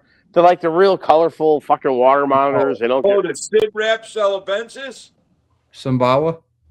There you go. I think there's some Bawas, yeah. Sumbawa. Yeah, They're beautiful. Yeah. Yeah, and all that yellow. Really, I wasn't really into them until I seen them too. You had, Nick. Yeah, they have like a lot of pink and orange in them. They're really cool. Yeah. And they stay small, which is cool. Yeah. Yeah, but that opens up a whole nother door of, how complex that Salvator, genealogy is, because it's like, well, it has all the traits of like an inland giant, but it only gets this big. And, again, you add like your Togis and the other, this is not Togi. We just call them Sullies. Yeah. Sullies. But I will say, Mike, the Sully male that you had that Nick took and bred with Guy, and then looking at your Togis, the fucking Togis are with that narrow fucking head. Oh, it's a whole different animal. They're a whole, I really don't think that. I think the Togis and Nucalus or the Sullies, or whatever, I think that's a water monitor, and I think your fucking Togis are some kind of a mangrove hybrid. Yeah, yeah. I think of all the indicas and how their tail is built and how the Togis is exactly the same. Like it's just totally, it fits more into the indicus complex than the orders. Yeah, if it wasn't for that one that I had, Brian, and I seen these, I would never guess that they turn into Komodo, like an imitation of a Komodo dragon. The only thing though, Mike, is that your Togis, all the photos and all the video, everything I've seen, they still have like that triangular head. They're not. Absolutely. They don't have like the big, post-ocular nutsoles like a water, big snout. They're triangular. They're right. No, they're Togianus is very streamlined, where these Sullas are more like a Komodo dragon or a croc monitor with that bulbous nose. You know what I mean? Yeah. You get that big giant bulbous nose. Like even a big male coming eye don't get that bulbous nose like these things. Mm-mm. Yeah. Which makes me wonder if, like, your Togis are, like, again, a separate species, kind of like a croc monitor. Absolutely. Yeah. Well, Brian, did you hear the story that when I had the big Sulla and my Togis, that I was sending shed samples to Sprackling? To Sprackling, yeah. And he confirms that the neck scales on the back of the neck of Varanus togienus is unlike any that he's ever seen.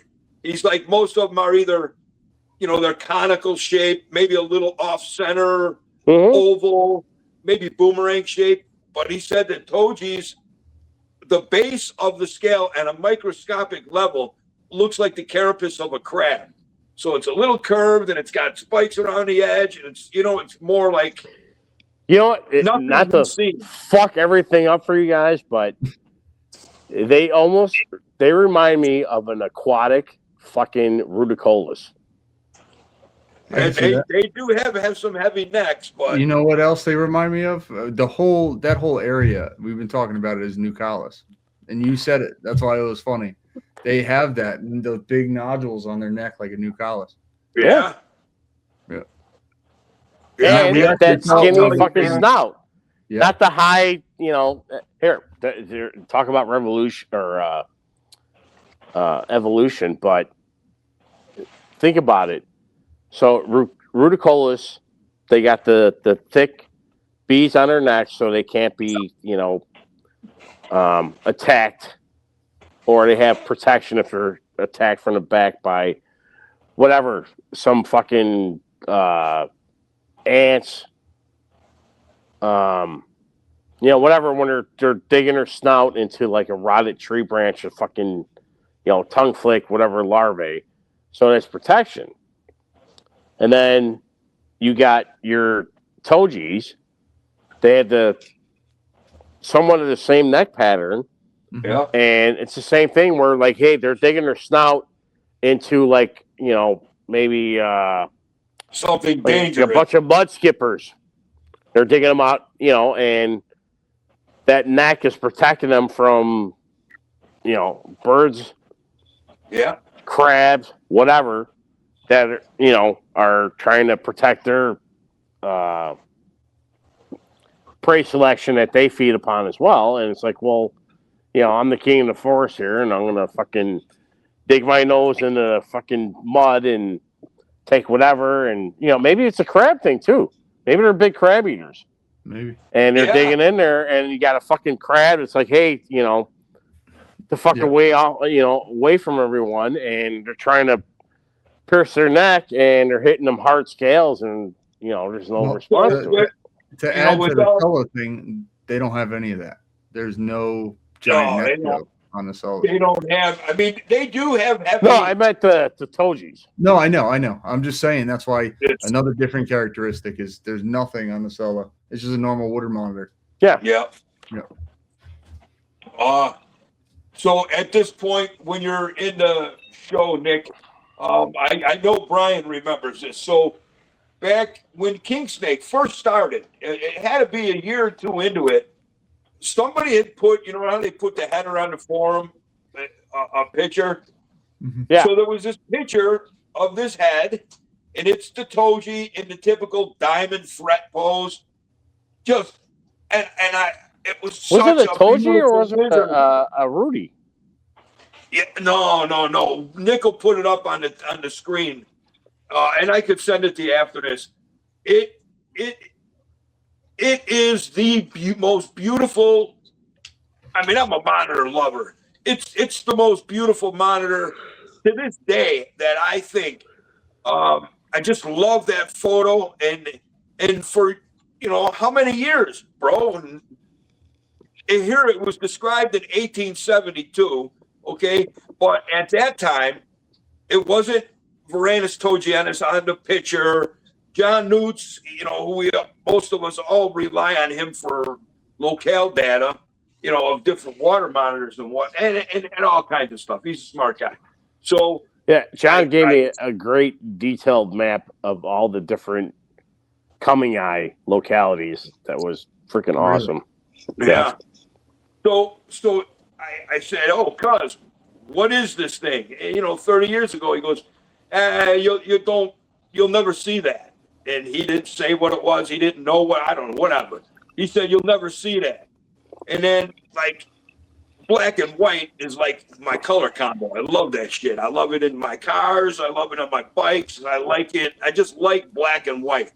So all these years go by, and John had called me, and he goes, hey, Mike, he goes, I got a group of Togianis coming in. You want to buy them? I'm like, and this is right around when I first got my sulfurs.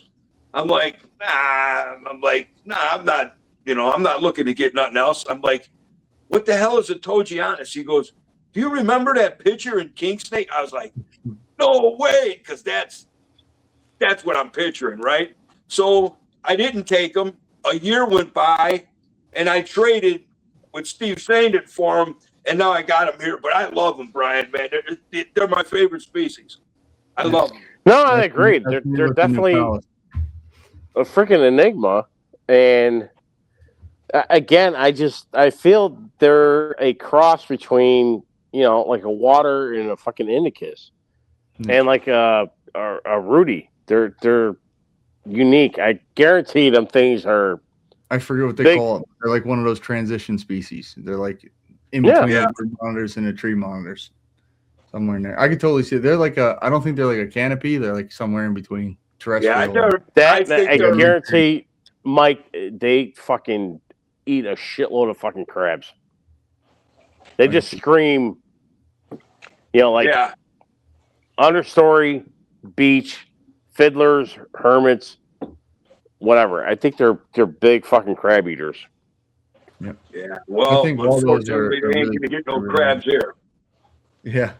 And the same with the Nucellus. The Nucellus had those neck bands too. So I think they're closely related.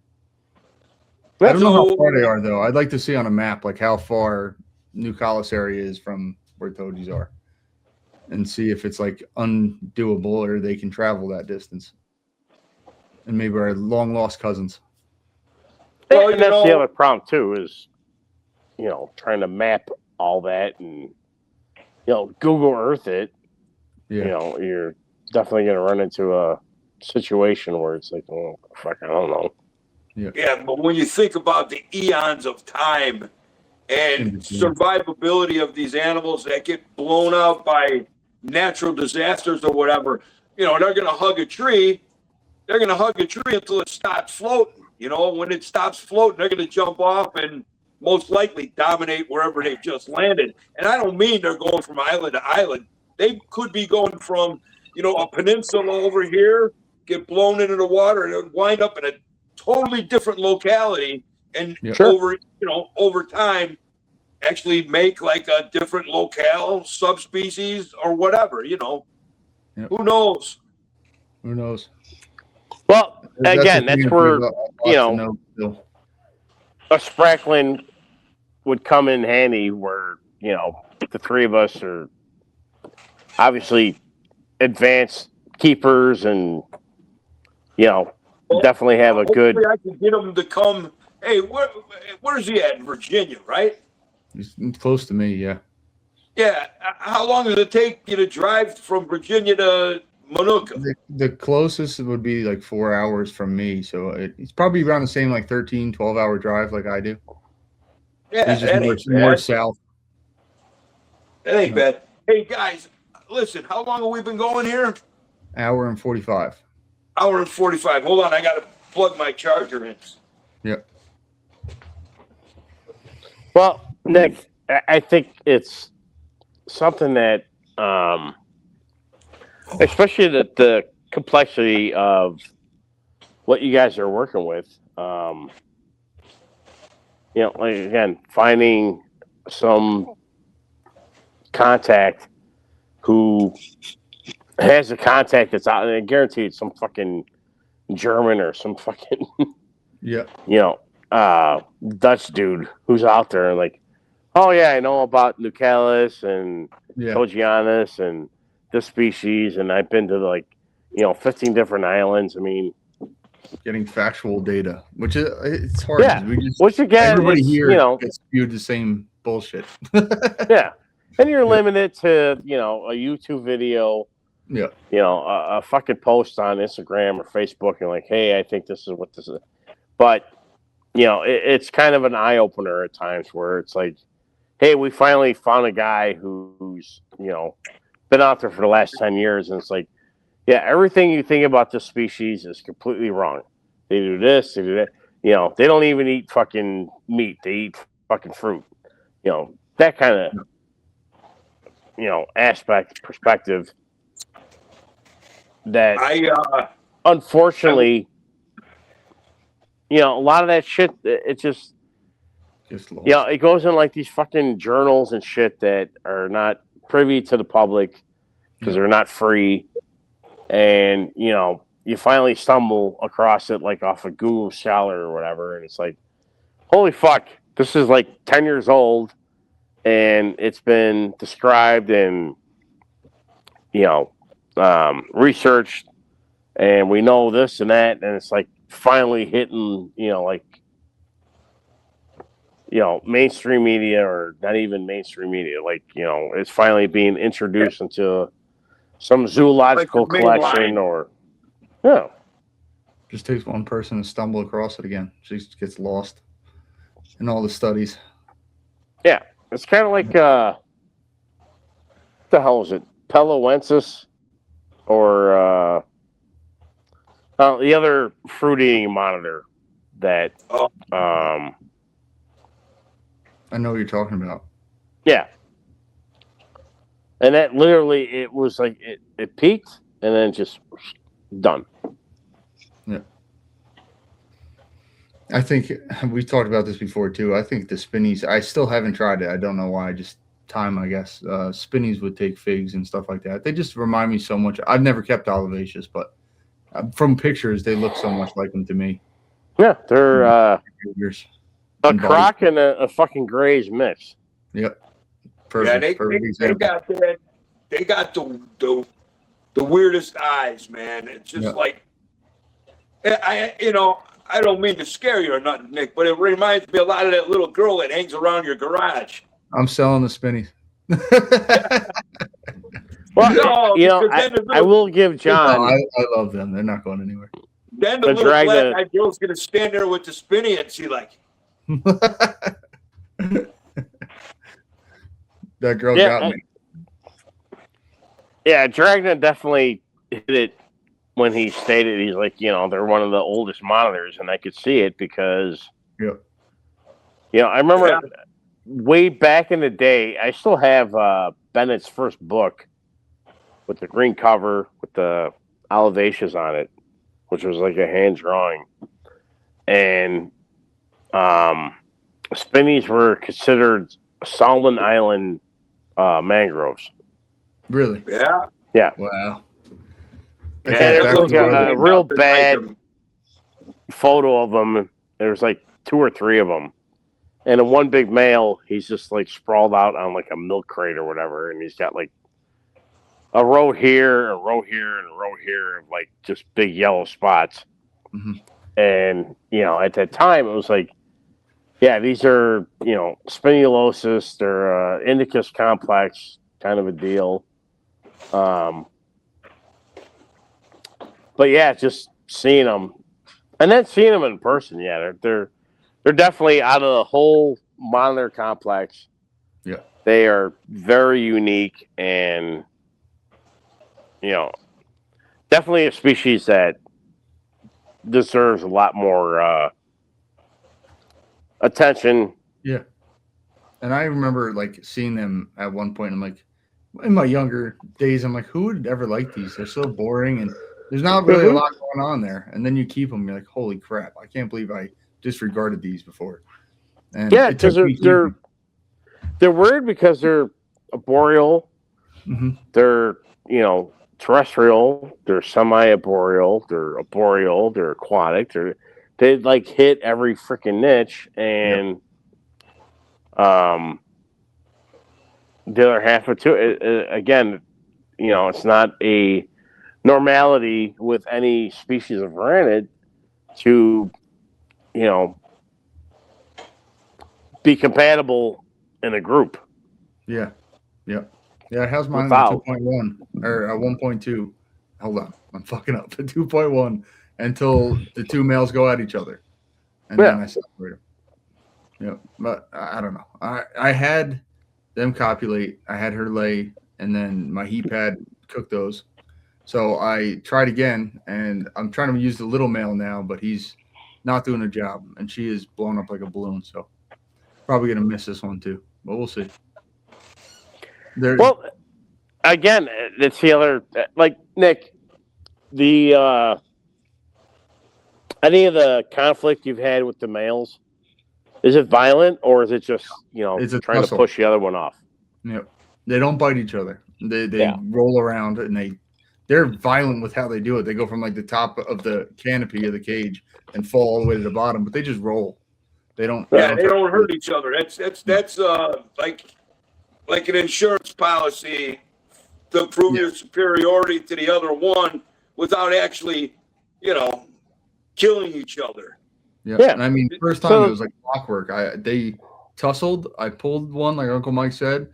They copulated right away. Like by the time I'd say I put them in a cage, went upstairs, came back, they were copulating. So I don't know what happened at that time, but this time, these last 2 times, I just can't get them to do it. And there's no rhyme or reason to, like, when you pull, like, unless you had like markers on your animals or whatever, but like a species like gillini or spinulosus, you got 2 males tussling. You split them up. Now, there's no way for them to know, wow, you know what I mean? They're out of the scene now, so they get the rights to breed.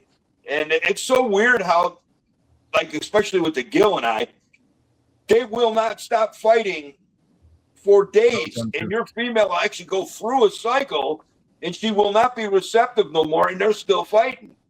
Yep. So it's good to always pull. When you see 2 males fighting in a room with a female, pull one right away. Well, the first time I felt confident. Like, I'm like, I got which one, because the bigger one just dominated that little one. So I pulled the little one.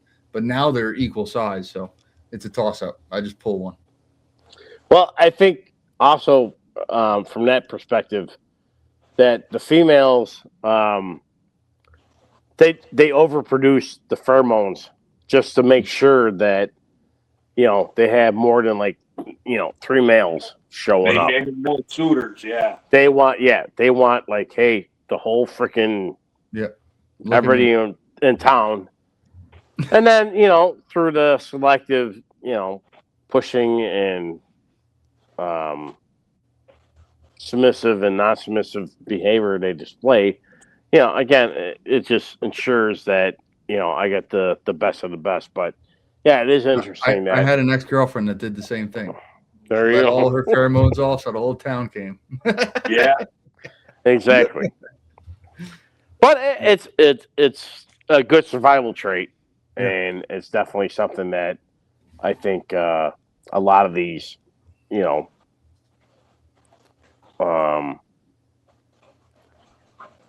females will do just to make sure. Which, again, it's evolution at its finest level, because it makes sense. And that works well in the monitor, in the animal kingdom. However, for the people who go to reptile shows, wash your ass. Mm-hmm.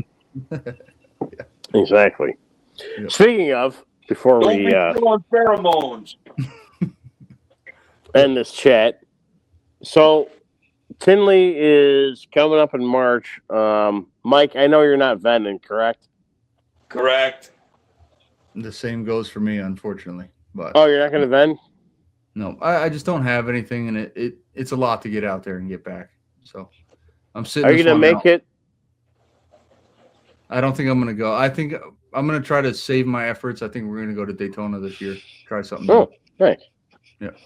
But I'll be on I'd like to try that too, Brian. If you would head out there, we have time. Yeah, that'd be awesome.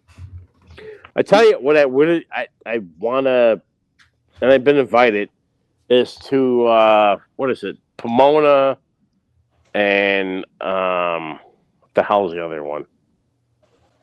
Pomona, California, Anaheim. Yeah. And I would, I would say if you had to pick between the two, to go to Pomona. It looks like a way better. I went to both, and Pomona seems like a way better show. It's bigger. I didn't know I went to both till I asked John, and John was like, "You went to Pomona." I thought it was Anaheim times, but I guess I went to Pomona the first time, and it's just a way better venue. And now it's that Super Show where it's like kind of everything. Well, Mike, isn't a Super Show? Isn't it the guys that you went out there for the reptile talks? Yeah, it's that Rami. I can't say his last name. He's gonna kill me. Girgis or Girgis. But Rami, him and Armand put on reptile talks, and then in getting to know him, now I know he does one of those two shows. Yeah, it's or maybe Anaheim or Pomona, or is it the both? He does them both. Yep. And does he do the pet fair thing too, or is that one of them?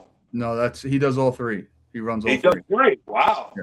Yeah. I'm telling you, man. They had 30,000 plus people go through that door. That's unbelievable. Really? And I'm telling you something. Like, Tinley is huge. It's a great show. Yeah. But man, that West Coast is starting to boom. Yep. I mean, I think that's always been, like a big show because, you're bringing in people. You got all California, which California is a huge fucking state. Yep. Texas, Arizona, New Mexico, Nevada, Colorado. Yeah, what else?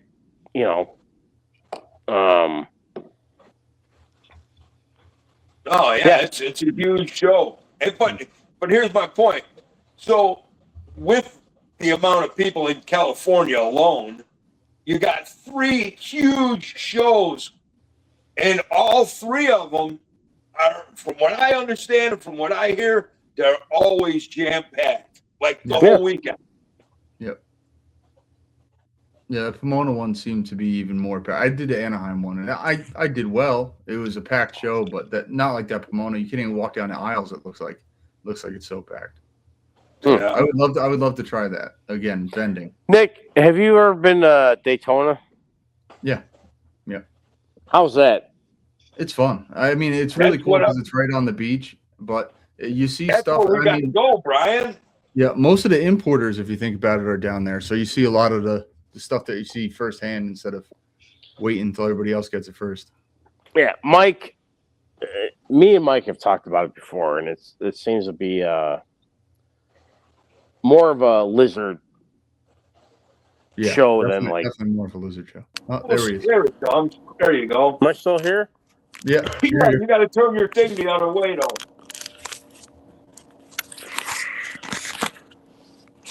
There you go. So you were saying about Daytona being a lizard show, and I think what you see there too is a lot of other stuff. Yeah. You see a lot of rare stuff that you wouldn't normally see at a show. There he is. This guy getting mad at us or what? There he is.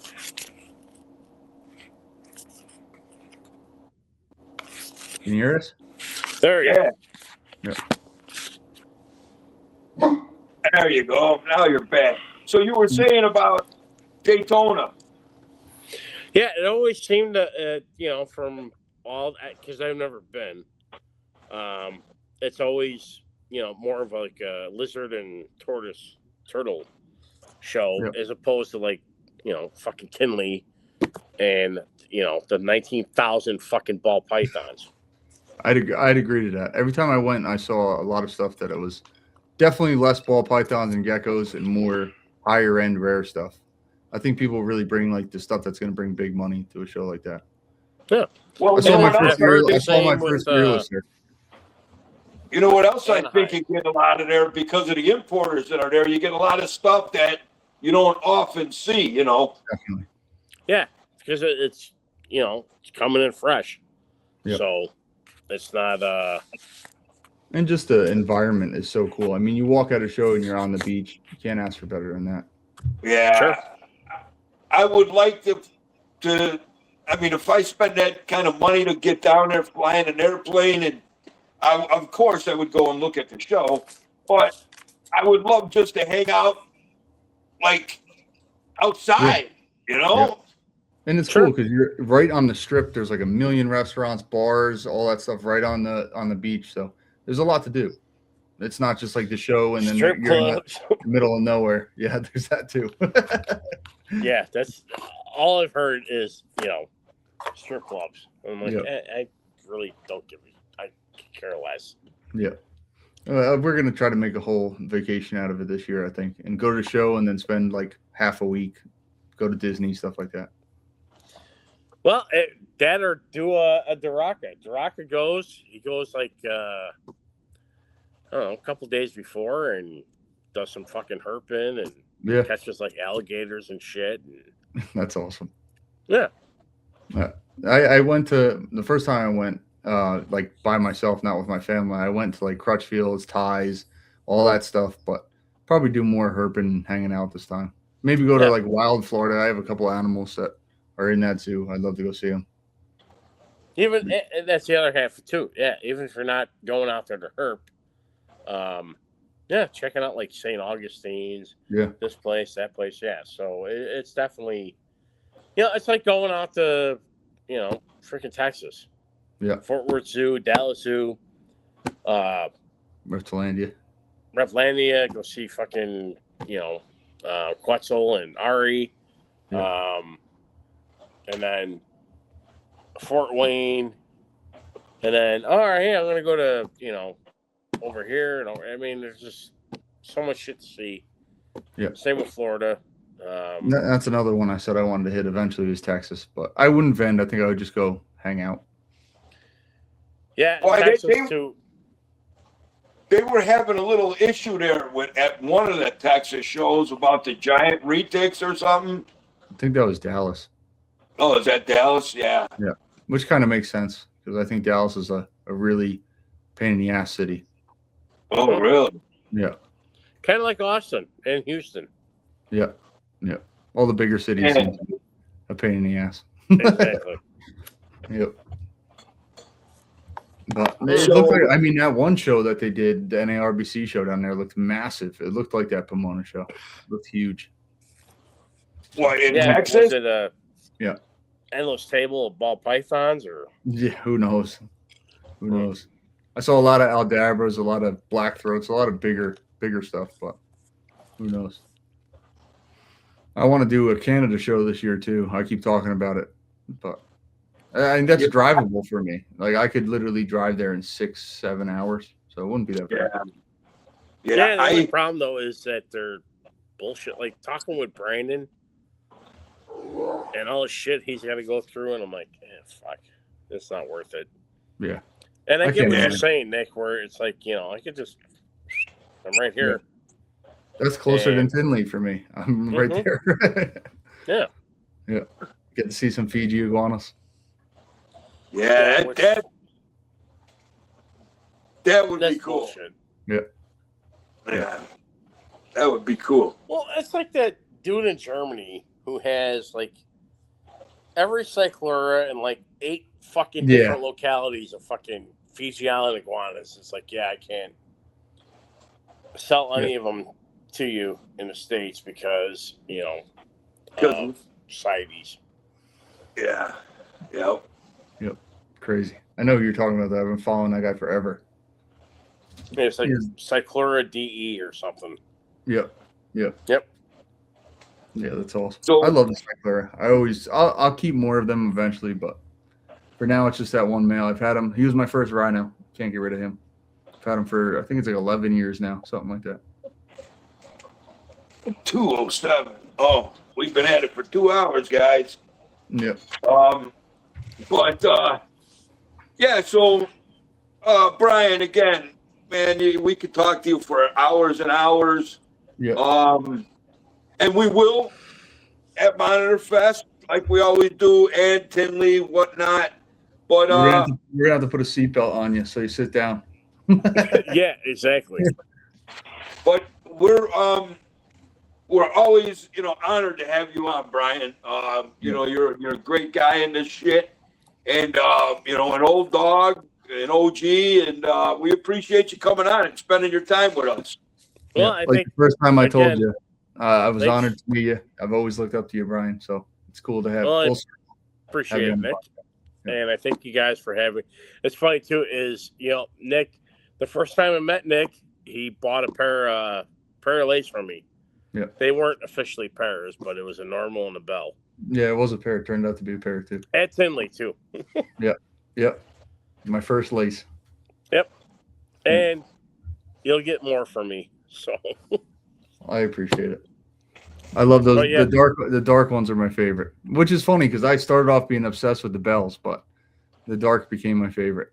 yeah, The one like Yeah, Alex. the normal. I gotta say, I love the darks one for sure. Exactly. Yeah. But thanks again, Bryan, for coming on. Yeah, no thanks problem. again, Bryan. And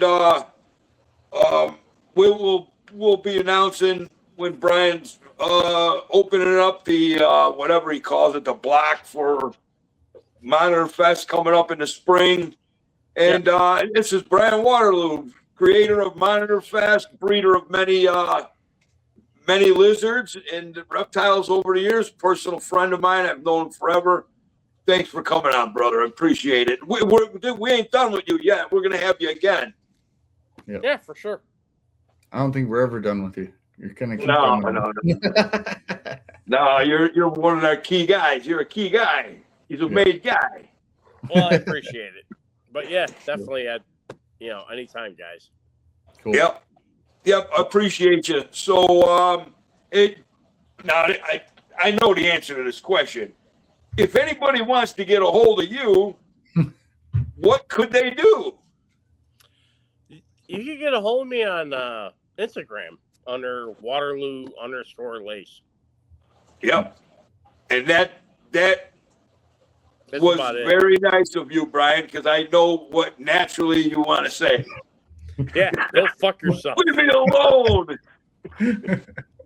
I'm getting to that point too. When you answer 30 messages every time you touch your phone. I know. Yeah, it gets old. But yeah, no, if you're serious, you want to get a hold of me, get a hold of me on Instagram. And the other half of it too is that, I've been on Fauna advertising lace for fucking a decade now. And, my number hasn't changed. I'm pretty much available. Yeah. Just, don't fucking text me at 2:00 in the morning with a dumb question like, "Hey, you got any?" Yeah. So, Yeah. but yeah, True. yeah, I'm relatively available. And that being said, the easiest way is just Instagram. Yeah. Or another way you could do it, you could take a sledgehammer, hold it up like this, click your heels together 3 times, and say, Waterloo, Waterloo, Waterloo. And he'll come busting through your house like the Kool-Aid man. Well, it's funny is that I remember that after that first year of Monitorfest, I made a Monitorfest Instagram profile.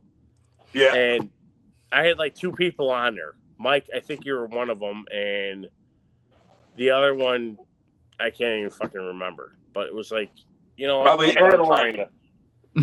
Yeah, no, I don't even think it was her. It was just the point that here you go. Here's a Monitorfest, deal, and nobody followed it. Yeah. And that's I know what you're saying. So you set that up to separate it from your normal stuff, and nobody picked up what you were putting down. No, but that's the other thing too. When I'll post something on fucking Instagram, and it's like, hey, this is like important info. It's like. I'm like, quit fucking liking the post. I need you to fucking read the post because there's something important about it.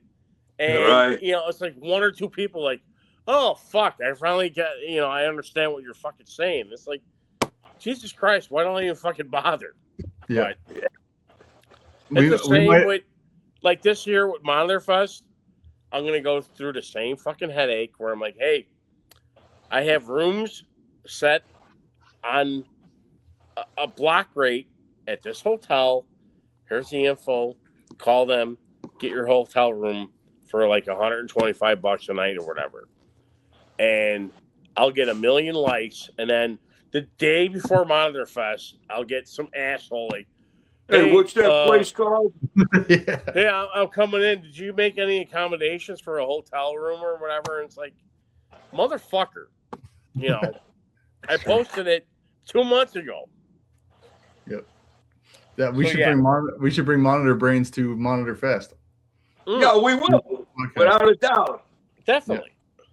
Without a doubt. No, that year you guys did the live was awesome. That was cool. I That was sitting was at pretty home like, cool. damn it, I should have went. I swear that Yeah, Nick, you missed that year. Yeah, I missed that year. I was mad. that hour, I think that was an hour and 40 minutes. So that hour 40-minute video is burning up all my data on my phone, but I won't get rid of it. Yeah, that was cool. It was a good day. Yeah, that was Mike. I think we did like five interviews, and then you did like the walkthrough and all that. But yeah, Nick, no, it was a good time. But yeah, you know, this year, do what the Rocket does. Party's over. Just fucking sleep in the driveway. You're not paying any fucking rent. Yeah, And then get up early and out the door. Yeah. That's the way to go.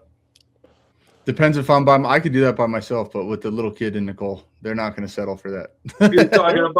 You're talking about the little black-eyed girl that hangs around your car when you're trying to sleep in it? She's probably sitting right outside this window right now. Oh! Yeah, no, Nick, bring her. Plus, you know, again, Nick, if you did that and you're like, hey, I want to stay in the house or, you know, take a shower or whatever, you definitely. Hey, Bryan, the conversation would go. Thank you, Bryan. The conversation would go more like this. Bryan, I thought I saw this scary little black-eyed girl by my car. Can I sleep in the house? Sure. If I see that black-eyed girl by the car, I'm not getting out of the car, Uncle Mike. If you start shooting it into the darkness, they're going to be like, what was it? Nick, I have more than enough guns to supply you with safety. Cool. I'll just call you, be like, start shooting. I'll get down. That's it. Exactly. So, all right. Well, listen, fellas, you know, it's way past my bedtime, but appreciate you, Waterloo. Thank you for Talking coming on. about a guy who's fucking retired and doesn't have to get up at 3:30. Yeah, I know, man. I know, but dude, I'm so far removed. I've been retired for 2 years, and I was injured. So I mean, literally, I'm like you. I used to wake up early in the morning to beat the traffic into Chicago, but things are different now. And yeah, like I wake up when my wife wakes up. So, and even then, sometimes when she walks out the door, I go back to sleep. You know what I mean? So yeah. I'm getting old, bro. It sucks, man. It really sucks. I feel like I put my head down and wake up in the same breath. Ready Too much to going on. retire. Yeah. Nice. So, well, from Uncle Mike Stefani, Mike's Monitors. Nicky Nick. See you guys. Thank you, guys. Monitor Brains for life. Thank you, Bryan. MVP. See you guys later. MVP.